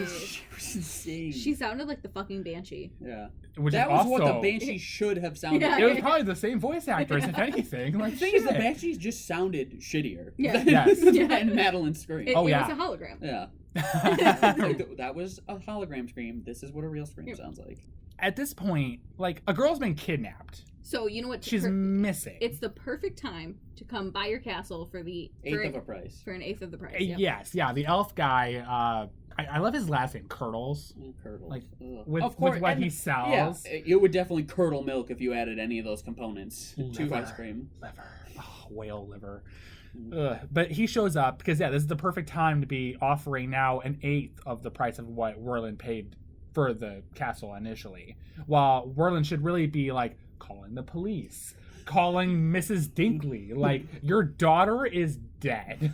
Like, A griffin came and by kind a of swooped giant her up. griffin. right. Not even a regular mythical griffin, a fucking fucking giant massive one. one. I can't confirm that she's dead, but she... But we assume. You sent your daughter to a school with a lion, and turns out that didn't eat her. It was the Shocker. griffin. It was the griffin. You know what? That fucking Karen mom. Yes. Fuck that. You shit. sent your fucking kid to a school with a free roaming lion, and you're mad about a fucking mythical griffin? Like, there's a fucking lion The wandering. lion the halls. wasn't an issue. Yeah, you the know, you know lion's she fine. wouldn't wear a mask. No, she would not wear a mask, honestly. She was like, coronavirus now. But, you know, honestly, at this point, too, before the griffin kidnapped Madelyn, it hasn't actually hurt anybody. No, When you think about it. No. Like, it just scared people. it's about as dangerous as like just any regular wild animal. But from this moment on, it is out for blood. Well, straight up. Yeah, and it's fucked up because why did Marlon, again, he's the guy behind this entire thing, feel the need to kidnap her? What did it achieve? But that was the thing. Was for some reason he was going after the staff, I think is what he says, or something. Because for some reason he what was it do? Just he's like, well, I gotta make him think it's a real griffin, so I gotta sell him on the fact the griffin's trying to get the staff. Let's kill a girl. Like, well, I never got it because he makes the comment of like, I didn't mean to grab her and scare her, but you fucking locked her up in a room. Also, she didn't have the staff. The staff was still on the ground because Shaggy had it for the rest of the fucking movie. But the staff doesn't matter. Like, he doesn't care about the staff. You literally just took her, and then you can't even make the arguments like, oh, because she had the staff, and I had to. And then even then, it still doesn't make sense because you're like, oh, like I gotta, the Griffin would want the staff. No, none of that. Didn't take the staff. None of that. For the rest of the episode, the only thing I want you guys to keep in mind is that at the end of the episode, he says that he never meant to hurt anybody and everything was a mistake, and he was never gonna hurt Madelyn. Blah blah blah blah blah. Because from this moment on, this motherfucking Griffin is out for blood. He's just out doing just straight up shit that could have killed it. Everyone. Every single human being. The only thing I'm going to mention before we start to really delve into the Griffin's roost is that I want to know the timeline of him in the Griffin blimp puppet taking Madelyn to the Griffin's roost and then having enough time to get back to the castle and walk to his be happy in the room. Ass back for the fucking dealing. With the dealing, yeah. Well, I mean, he was controlling it by, like, remote control. Yeah, but he had to have been in the blimp to be flying the Unless the Griffin. blimp is just another remote control. Then why was because he fell out of the Griffin in it at the end of the movie. Oh, yeah. Yeah. Did. Okay. Which I would have been scared for my life if it had been, shot out of the sky. Dude, and then it gets stabbed onto one of the pillars of the fucking castle. That could have just... what if he was just impaled on top of it? They're like, well, I guess we solved the fucking mystery. The following morning, they just see his body just dangling. Blood just pouring down. Oh, man. Oh, we didn't notice that last night. But yeah, that would be terrifying to just be chilling in a blimp and all of a sudden just have, like, a staff come through it. Mm-hmm. And then you're like, oh, shit, that was scary. And then all of a sudden you're just going down. You're down, and then you're like, wow, this is terrifying. And then you don't just land on the ground, you fucking, like, impale. Well, and while you're coming down, too, you're taking the time to control the Griffin to make it look like I still have to make it realistic. Right, like, he's hanging on the top of that thing, on the top of the building. Still controlling it. Still controlling the Griffin. The show must go on. Make it look like it died. Yeah, right. That is a true... He was the theatrical aspect of this entire That thing school. did not have enough controls on the actual controller to do the intricate things that fucking thing did. Like blinking? Okay. It moved eyebrows, Yeah, and then none of that how made many sense. Fucking wires would have to be hanging off this goddamn thing to control all that How shit? did it get through the woods or anything without getting tangled at all? Because it showed him like try to dig under logs and shit. I'm like, dog, you're telling me not one string got snagged? Right, honestly. Okay, but we have to get back to rescuing Madelyn. Yes. So the Griffin's roost, we haven't really mentioned it here yet. It's just this tower right by the castle. It's off limits. It's off limits because it's like under renovation or something. And it's rumored to just be the Griffin's roost. Like, that's where the Griffin lives. And the gang decide to go there. Shaggy's wearing a knight, like, suit of armor. Yeah. And when they get inside, they get attacked by the Banshee again. Mm-hmm. And this is when they find that device. And Fred's like, is that a camera? And Velma's like, I don't think so, Fred. And then does not elaborate on it further. Idiot. I mean, my issue here is that the Banshee is supposed to be at the lake protecting the dead body. So I don't get why she's there. Yeah, now what are you doing here? You're not protecting the family. family. Unless she's there for the staff, but it still doesn't make a lot of sense. Mm-hmm. Because, like, she wouldn't have the loyalty to the staff and be in the body. And she was never known to be at the castle. She was known to be at the lake. So that right there was the, like... Out of all the issues that we have with this movie, that was my biggest one, or one of my biggest ones, because that's like the one thing that just makes zero sense at all. Mm-hmm. Yeah, and I noted that like the brother had to have left the room with everybody else while the gang's in the Griffin's roost, because now he's attacking them in disguise as the Griffin, and like no one says a thing. They're going up those awful stairs. If I'm selling a building. And I would want ownership in. I would like to be there. Yeah. Well, and like that's the thing. If if my brother owns something with me, I would want him there to help cut the deal. Yeah, like, what was his excuse? I gotta go. It's like, oh, dude, you know, Honestly. this business stealing. He'd be like, the nervous shits, gotta go. yeah, it was probably like, man, you know those tacos we had for lunch? I gotta go shit real bad. Right. And, you know, he's only just doing this as a last-ditch effort because, like, the Fabio brother is, like, ready to sign. Like, he's got the pen in hand, and, like, they're now only holding off until the gang can try and save Madelyn. Which, what the fuck does that have to do with anything? Who cares about the random students' like well-being in There's this still business gonna be a griffin in if this they find business her. dealing? At this point, the gang starts to go up the stairs that are sticking out of the walls of. It's literally just the a inside of the log. pillar. Yeah, there's no railing. No. They're not connected, and I'm just like watching Daphne in her heels try to walk up them damn stairs. Like, She's killing it. After she broke her feet. Yeah, and then just slipped back into some heels. Right. After did the whole somersault move. I mean, to be fair, too, after Fred breaks his legs, he full on just grabs Daphne as she He falls. caught an entire human being Yes. out of the sky. Yeah. Mhm. I'd Just like to see you one- do that, Jacob. I can't. I cannot catch humans out of the sky. Those stairs that, like, you know, the one that she tripped on, like, out, it, like, automatically set off the booby traps throughout the inside of this pillar where, like, there's, like, a claw, and they have, like, an animatronic head copy of the griffin. They're thinking they're getting attacked by the griffin itself at this point. The thing that I didn't really like about this is that everything in this entire castle, in the griffin's route, like, everything here is built out of stone. And then the stairs and this random bridge are made out of wood. And they're the more stable parts. And they're the more stable parts.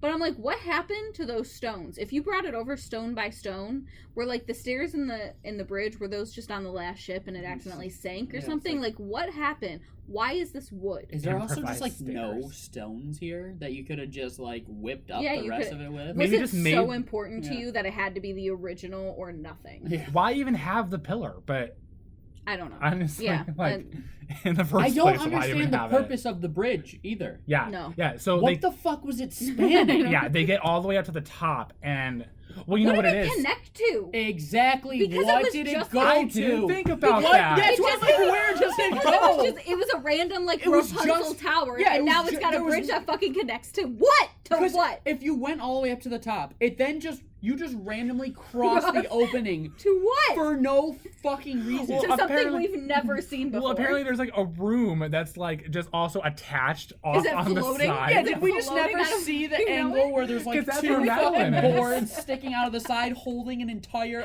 addition Is that on the also top of wood? it? Yeah, It's probably wood. and still does not explain the fucking bridge No. over the opening. Yeah.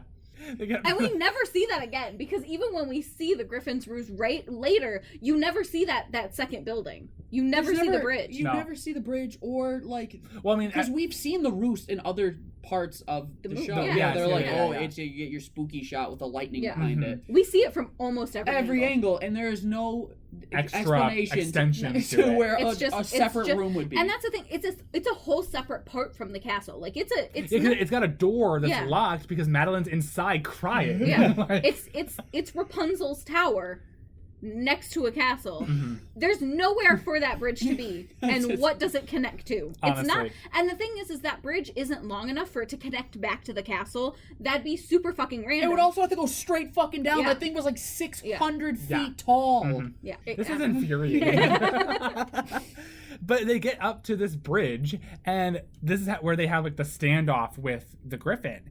And they decide to battle it with more explosives that are ineffective, as we've seen before. Also, when Velma first steps on it, she's like, "Whoa," because it creaks. She steps on the one On the like one- unstable it's like the part of one place, but the rest of unstable it's part. Because fine. the rest of Yeah. it, then they walk in a clump. They're in like a 5x5 square. Let's max out the weight on this motherfucker as Mhm. we go. I was like, are you kidding? And then the whole griffin fucking lands on it. Now, granted, we find out later it's a puppet, that it's a so it's puppet. probably not a lot of weight on it. But, like, honestly, I They're don't like, know. I would have been like, oh, this bitch is a lot more stable than I thought. Yeah, like what the fuck? well, then the griffin just decides to be like, fuck it, and starts destroying the bridge. Yeah. Well, he yeets Shaggy, Yes. and he just luckily lands On at the the other side of the bridge. Yes. And Scooby But he goes never in- meant to hurt anybody. Never did. I sent you into the sky over in a fucking abyss, and you managed to land. Does the puppet must have cameras, right? Like, how can he see? Yeah, well, especially because, like, I'm hidden in fog. So Yes. there's no way you can see through it. He definitely has to have cameras or in something the. on Yeah, it. it has Maybe to. that's what blinks is like the cameras, and so then he can like click it to like have it blink and stuff. That's still just more controls because he's also piloting the blimp that's holding up the fucking puppet. I know. But, Maybe we never impossible. see like the inside of the blimp. Maybe it's like a whole like desk with like buttons, and he just He's got 46 monitors in yeah, there. yeah. Just fucking typing like a fucking We never madman. see the to keep whole the inside of thing it, so like. I've hacked the mainframe. but I forgot to make it blink. Shit, it's been like 4 minutes. They're gonna notice it's a puppet. Make its eyes water to make up for it. honestly, like, I'm imagining if this was just real, like if they tried to make this real, Oh, I how would've been fake as pissed. shit it Yeah. would have looked. Yeah, like, oh fuck the wings, oh fuck claws at the same time. Ah, shit. It's all jerky. And now move the leg. Blank. Have you ever tried to do a puppet? I had one as a small child. Aren't It was they? like, They're hard. it was mine. Literally, it was supposed to be like a flamingo or something. Okay. Looked like Okay. it. So it had like a string to its head, a string to 2 feet, and like a string attached to the ass. Mhm. And so it was just 4 strings, and so like I Yeah. could half-ass move the legs and make the head and ass bob up and down. That is it. Yeah. You know how many more strings there would be for blinking and like manipulation I had of 4, claw? and it was a horse that stood on 2 legs, and then like the top arms were like over, yeah, and so. And, like, you could do that with it. But, yeah, I mean, they're fucking hard. So I couldn't imagine I don't know doing anything all of about that. puppets, so it's not my thing. There's But- got to be, like, 900 strings. Yeah. So he destroys the bridge and tosses the bag with all the explosives, and Scooby needs to risk his life to save these ineffective explosives. Our only weapon. Honestly. That doesn't work. He's Right. got the only condoms in it. He's got to get it. Jacob thinks he Confirmed sees condoms in the bag. There's 100%. My only thing is there is a bunny and a pigeon in that bag, so maybe Scooby was just looking out for that. Yeah. And Why rope. did they fucking pack those? Like, I like to imagine that they just got in there. well, we see Fred packing the bag before the elf shows up. Yeah. So, like, yeah, he must have taken a bunny, He's like, and here's yeah, a we pigeon. did. Just in Just in case. Well, I mean, we saw in Reva Ross Regas, remember? If a ghost is firing fire at you, you fire back with pigeons. Yeah. So it's just, So it's a he was catch just the like- fire. the ghost fires like a spear made of fire at them, and then the magician is just like pigeons. Yeah. And just, It gets slaughtered. Yeah. Right. So we now have the theory that there's 2 Griffin puppets because I don't remember how they defeated the main one. Well, because there. it's for some reason it just starts attacking the bridge, Yes, yeah. Oh, I the, think the, they the both- bridge is yeah, destroyed. I think it And just it's kind of just- gave up. and then it was like, all right, fuck it, I'm taking us all out, and Mhm. it just drops it's down. the only one that drops. Well, yeah, down. because Fred, Daphne, and Velma are on the first end side Yeah. of the Yeah, because bridge. when it starts attacking the bridge, I'm like, fuck, and just yeet back to the other side. Scooby and Shaggy are safely on the other, and it just falls to its Yeah. death. And, it doesn't fly back up. Yeah. But, like, So- the second time we see it, it's from outside the ruse. So Yeah. here's what we were thinking, because the 3 of us kind of talked about it as it was happening. So here's my thought, is that as he starts attacking it, he's cutting string he's by probably, string. He's probably got an eject button. yeah, that it probably just drop- ejects all of them And simultaneously. then- So then as it goes to drop, and like maybe he came just like an inch down, he hit the eject button, it falls. Now the reason you don't see the strings, don't have an explanation for It's that. nighttime. It's I nighttime. don't know. Yeah, you don't see him. You don't see 6 miles of and then fucking somehow- cords. And then somehow, fast as fuck, he flies his blimp down. Maybe he's picks got up- a new Gets one that's just another in one. there, Gets like it's another just one. all curled up, and It's he's deployed. Like the Iron release. Man suit. Yeah, and it just bottom opens up, and it's like, and his wings come out, and it's just ready to go. Swan dives. Yeah, it's And it Griffin. like pulls a cord that so all Yeah. the cords go up, because Yes. otherwise it would be a tangled fucking mess Yeah. wrapped up in Honestly. any way. Yeah. Before we do see the second Griffin, Shaggy does find Madelyn. He kind of wanted to abandon her for a moment. Because Fred's like, stay here, we'll be back with help. Which, how are you gonna get help? Well, how are you spanning this? Yeah, like opening how up? is that happening? How are you getting across? honestly. And so he's like, stay there, we'll be right back. They and hear they're Madelyn right the crying. fuck in front of the door, and Madelyn's crying, and She's he's like, dead ass, she'll like, be okay. 4 feet to the left, honestly. banging on the door like, "Ah," and he's like, He's like, "We should well, probably leave." Fred told us to stay here. She should be fine by the time we like. Well, dude, you are not gonna get any hero puss if you don't Yeah, go over there and open gotta that do fucking something. door. And this man, this Shaggy man, turns around, grabs the fucking spear, and just opens it like he fucking knew This what he was fucking doing. bullshit. Like pushes all these buttons, does some like twist in 2 different directions. Like, Yeah. I'm like, you knew this the whole time. Yeah. Well, I think it was Scooby that pointed it out because he was just like, Here's your key. he's like pointing at the two at each other. I'm like, how did you come to that connection at Yeah. all? No. Yeah, but it unlocks the door. They save Madelyn, and now they're all trying to escape from the new Griffin. And they use like a bunch of tied together scarves to go out the window and climb down the side of the You the also building. like as he's trying to find the scarves, he's like throwing everything out, and you just see like there's a lot of unused bunnies running around this castle. Because like he throws out a couple of bunnies at one point, and I'm like, you see the bunnies a lot of the time. Mhm. You don't see them ever pulled out of hats or used. Right. They're just running in around. backpacks Yeah. and wandering Yeah, right. aimlessly. I'd like to think they only started off with 2, and now there's just a fucking 1,000, Yeah, and they're like, God, I don't know what to do, so you guys just are bunnies, here dude. now. Mhm. Like, you live here now. And while they're flying through the sky, Madelyn's just like, Shaggy, use the spear to, control it or whatever. He And yells he's- out, I totally command you by the powers of Houdini and the Wizard of Oz and the English kid with the glasses to put us down. Yeah. And just yeets it Yeah. into the sky. Yeah, he just chucks That it. fucker went through the clouds. We see nothing. It had to have gone. We could see at least 50 yards, and Yeah. he just whipped it straight up, and it was gone. I like that forever. it did a little star flash, like when Yeah, Team yeah. Rocket blasts off Yeah. in Pokemon. I was like, how? I'm like, dude, join the Olympics and start Honestly. yeeting those spears down. Like, In Where Are You, we find out that he is an Olympic jumper. Well, no, he's just the most swingingest gymnast in school, Yeah. as Daphne has said. So he does yeet. He's a gymnast, Yeah. Yeah, at this point, like, the Griffin starts to come closer to the ground. Shaggy, Madelyn, and Scooby finally let go of the scarf ties that they have to it, and it just, like, crashes onto the ground. I do want to say, too, because, like, when we were talking about how the Griffin was out for blood, when they start climbing down the tower on the scarves, the Griffin, like, hits Shaggy at one point, because you hear a you hear ting. like a ting against the metal. As, like, Oh, yeah. does it? And then after that, that's when he grabs the scarves and just starts like yeeting them around the castle, and that's when we see this castle is actually like 5,000 Right, yes, that's what buildings. Jay was saying earlier. And so that he's trying to kill him. The Griffin is actively trying to kill spinning them. around trying to flip them off of Yeah. the scarves they're attached Yeah. to. He's like, not trying he- to hurt anybody, though. Yeah, he's not trying. He never meant to hurt anybody. But yeah, so Shaggy takes him down. They're on the ground. The Griffin comes down. Yeah, it does the whole dying theatrics, and He sold it. they discover the strings that are attached to the blimp that's like been impaled by one of the pillars of the castle. That blimp is fast as fuck. Yeah, That's the yeah, fastest yeah. blimp in the Yeah. world. Ever. And this is where Jacob got real pissed at Velma because she knew this the whole time. Oh yeah, and she's like, oh yeah, so obviously there was a blimp. Like the fuck you mean obviously? Obviously. Yeah, this is an animatronic. We've known this. And y'all know the fucking the hag thing? Yeah, dude, I saw you guys trip the wire and it come on. You didn't think to fucking tell anyone. Honestly. she's We're like- all freaking out, leaving stabs behind and shit, and you're just like fucking morons. Like she's just here to flex. Like, you She's guys chilling in the boat. Yeah, Like, yeah, just push us out. It's fine. Oh, dumb. Just push it. That's literally not even a thing. and that bottle of the liquid that they Yeah, found she's like, oh earlier. yeah, that liquid that fell on the ground, It like was that's what, the fog, glycerol? and that's Yeah, glycerol. Yeah. It's like, yeah, they use that to make fog. That's why you couldn't see the blimp. Yeah. I'm like, the fuck did you find the blimp then? Yeah.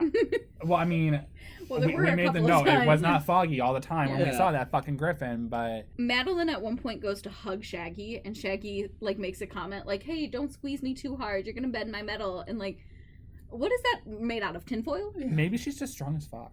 Stronger than the Griffin who They got fucking a- hit him They 10 got a years gym. ago. They got a gym in that. That's school. right, yeah, They- you know she's what? been That's doing it fair. for They're time, benching. honestly. So Marlon is telling everybody his evil plan, where he was just going to try and get his brother to sell the castle and get the money to jumpstart his Magic act. magic act, and Which is just a whole lot of like holograms. Which they already utilized. yeah, Yep. Yeah.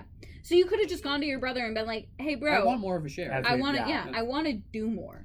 And he's just crying like a baby. Like, I'm just so ashamed. Like, you should be. This Yeah. is a stupid plan and it makes no sense. And then Honestly. at one point, Fabio does say something about like he's still willing to sell a castle, and he's like, "No, I couldn't take the money now." I'm like, "Bitch, you're going to fucking jail. Like, you just tried to kill multiple people." Also, I was like, Fabio, what the fuck is your problem? Why you now realize that none of the problems are real and you're still willing to sell? Like, you're a good brother, but holy shit, What I an get idiot. you're He's like, stupid. He's like, "If you really need the money, we can sell the castle." And I'm like, "Or you could just fucking not." Yeah, like, what the Honestly. fuck? But honestly, whoever owned, like, if that school really does continue as a school, it's got such a tainted history now. They gotta fix that like reputation. that would. I mean, you They would can probably only do it with the cone. Yeah, the The cone cone guy. castle.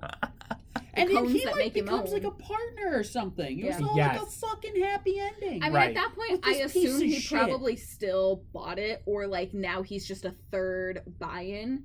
Something. Yeah. Like he's got to be like a partner. I mean, he is a partner now or something like that. But yeah, It was it's- unclear how they resolved that, But but they all get along now. Yeah, and then well, they just, and like, you know, do a Kurtles magic gets buns. Yep. You know, they get to make out and I mean, all they that are jazz. both partly immortal, so they deserve each other. I get it. Yes. When they're doing the show after this has all been resolved, we hear Kurtles be like, "Oh, so this is all being put on by Cone Castle. You know, those cones that make you moan." Yeah, I hate Oh, it. they sure fucking do. Oh, which of course that's cringe. But right before that, they decided Madelyn's like, "You're our star pupil now. Like this whole school revolves around you." I'm like, "The fuck did she do? She Except for didn't do get anything. fucking kidnapped." And also, she never did a single magic trick. Not one, Not one. magic thing. No, she didn't Mr. even do it. Dinkley is wasting his money. No. Send that bitch back to clown school. I'm sure She's she a did fucking better. She's a clown. Fucking clown ass bitch. Honestly. Yeah.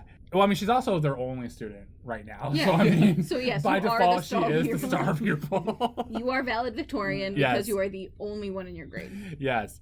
While they're watching this whole magic show at the end, Crystal sits down next to Fred and is just telling him about how someone asked for like some tricks and pointers on an act, and they see Daphne on stage wearing the identical outfit that Crystal has, except In it's purple. in fucking purple. Yeah, and I was like, okay, is it still thotty? Like, is She it was still like, an issue? I'm okay being a slut as long as my boyfriend wants to fuck me. And as long as the outfit's in purple. Yeah, it's got to be in purple. was I so imagine fucking her going to pissed. Crystal and being like, "Look, I want to learn magic and everything, but also, do you have that in purple? I need that. I need that exact thing because my boyfriend wants to fuck you while you're wearing that."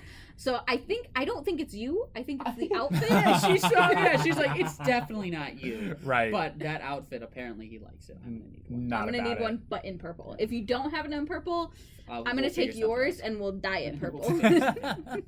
Yeah, and Madelyn comes off the stage and like embraces in Shaggy's arms, and that just kind of, I guess, implies that in this movie they're now dating. And Didn't we love that. It no, was I don't weird. really like it. And we finally see Scooby, who is doing an act with the lion, and the lion comes out of the cage and like growls at him, and he said something He In cussed him cat. out. in cat, yeah, but like the cat was just like, oh, He's Oh, like, all right. Okay, sorry, my bad. right, honestly. Fucks up. But it turns out that Scooby on the stage is a puppet as well. Yeah. Because Scooby is still a scaredy cat. And- Pussycat, as they would like to. A pussy Pussy cat. So yeah, he does the whole Scooby-Dooby-Doo, and that is Scooby-Doo Abracadabra Doo. Interesting watch. Jacob, I would like to ask you first, what would you like to award this episode on our Scooby Snack-O-Meter? What's your rating for it? This could be a hot take. Okay, let's hear it. 6 out of 10. Really? Really? Wow, okay. Yeah. Go for it. Let's explain. I wanted to hear it. First of all, the storyline makes no fucking sense. Uh-huh. However, I love all of the interactions with the characters. Mhm. I love like the whole love interest with Madelyn and Shaggy finally coming around. I love the jealousy thing with Daphne and Fred. I love Fred swooning over Crystal. Mhm. So I loved all of the character interactions. It completely separate from the actual storyline. So the mystery is stupid. Yeah, that's dumb. I was just here for character development. Do you feel you got that character development? I think I did. The only thing why it's only a 6 and not higher. Wow, I'm surprised you want to go higher, but let's hear it. Is because they didn't play up on the Fabio getting swooned on by anyone. Fabio was highly underrated. Yeah, they could have done more. Because there could have been more like a Crystal Fabio connection and like them dealing with people flirting with them. Yeah. That would have put me over the top. I think would have been interested if like Fred was flirting with Crystal and Daphne was flirting with Fabio. It's not unprecedented. They've done it with like what was it, Bo and Lena in the Scooby-Doo Zombie Island movie. So I would have been interested to see like that. I guess maybe they don't want to do it again. Well, I guess if Fabio and Whirlin. If you've been confused this entire time, Fabio and Whirlin are the same person. But if Whirlin and Crystal were together, then the flirting would have been inappropriate, and that would have completely nixed the whole Fred liking her, Daphne being jealous of Fred, and then Daphne doing gymnastics. Like, not that any of that was important anyway, but like that would have, I guess, undermined all of that. But do you have anything else to say behind your rating for the episode? I mean, it's literally getting hard carried just by the love triangles. All right. Other than that, this story pulls it way down. If I had to rate just the storyline, that's about a 1.4. Like, it doesn't make even 3% of sense. Damn. All right, well, what about you, Shannon? What do you want to rate it on the Scooby Snackometer? I'm going with a 3. Okay. I hated it. All right. Elaborate, please. The blimp makes no sense. You can't get that many wires through a tree. Nothing made sense, period. The banshee in the water is the only thing that made a sliver of sense. Mm-hmm. Everybody broke like every bone in their body and was just still chilling. Mm-hmm. I hate that stuff. Shaggy and Madelyn getting together was kind of cute, but like I didn't really care about it towards the end. Okay. And that's I didn't care about the things I was supposed to care about, and the story sucked. Well, all right then. The end.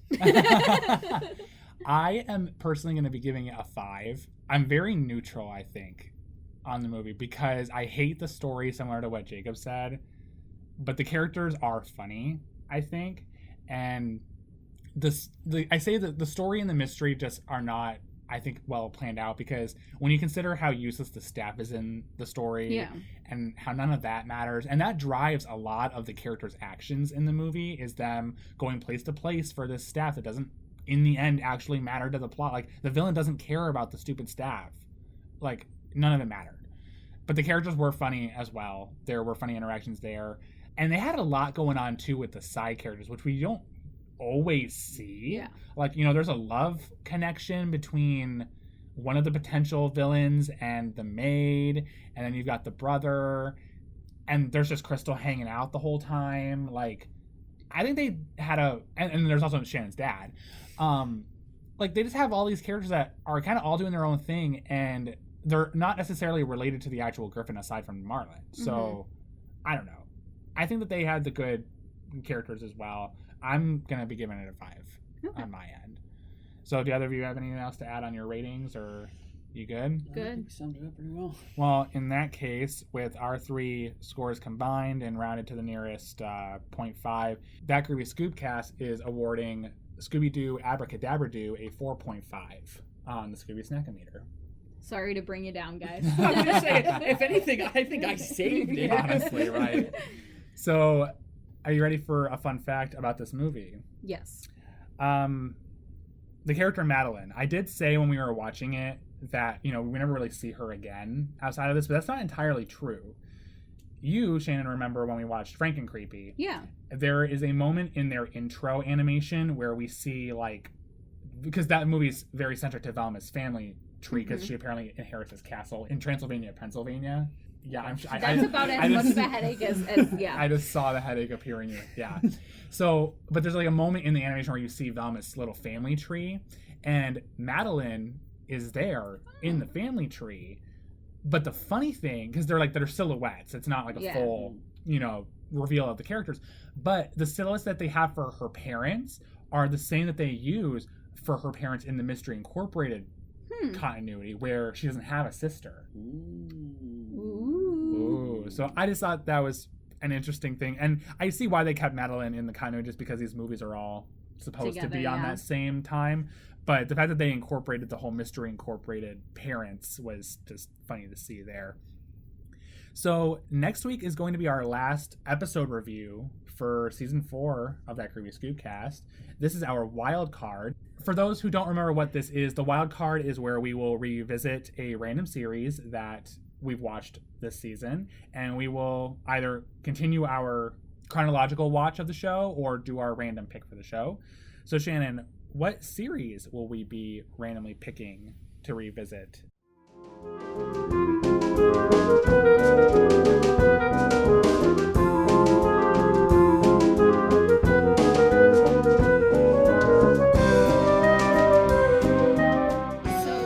Unfortunately, we will be traveling back to the new Scooby-Doo movies.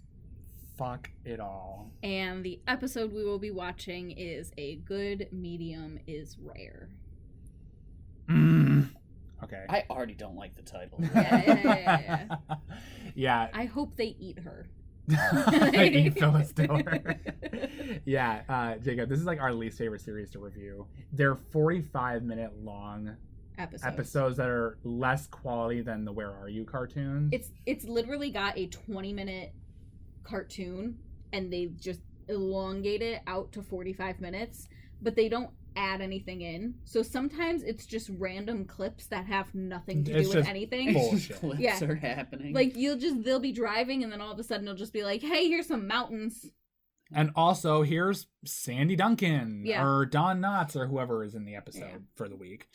But we will be watching A Good Medium is Rare. I have the premise pulled up here on Scoobypedia. When the kids return a lost dog to its owner, Phyllis Diller, they learn that someone is trying to trick her out of her jewels. Does it have something to do with Madame Zokar and the Magic Mansion? Yes. Yes, it does. It probably does. We don't have to watch it. I already solved it. The case. Honestly. So, Jacob, do you have any social media or anything that you want to drop for people to find you if they want to find you, or do you want to remain a mystery? No, I'll drop the IG. That's where Instagram, if there's, only boomers who don't understand us Zoomer talk. So I need to confirm. All of my stuff is so dumb, I don't actually remember what my name is on it. Wow. Oh, okay, yeah. Hinge, like a door hinge, 666. So the story behind the 666, I don't worship the devil, to your knowledge.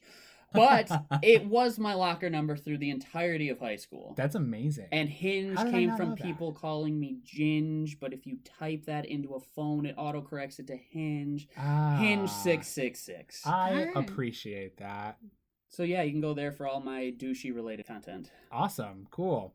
Well, if you want to find That Groovy Scoobcast on social media, you can find us on Facebook at That Groovy Scoobcast, Twitter at Groovy Scoobcast, or Tumblr at That Groovy Scoobcast. You can also shoot us an email at thatgroovyscoopcast@gmail.com or check out our website, www.thatgroovyscoopcast.com. Thank you again, Jacob, for joining us today. I had a lot of fun talking about this interesting movie. Yeah. Did you have fun? Oh, yeah, I enjoyed it. I would love to come back if you'd have me. Sure. All right. Well, with that, we hope that y'all enjoyed That Groovy Scoopcast. Come back next time for Scooby Snack Filled Time. Bye, everybody. Bye. Peace.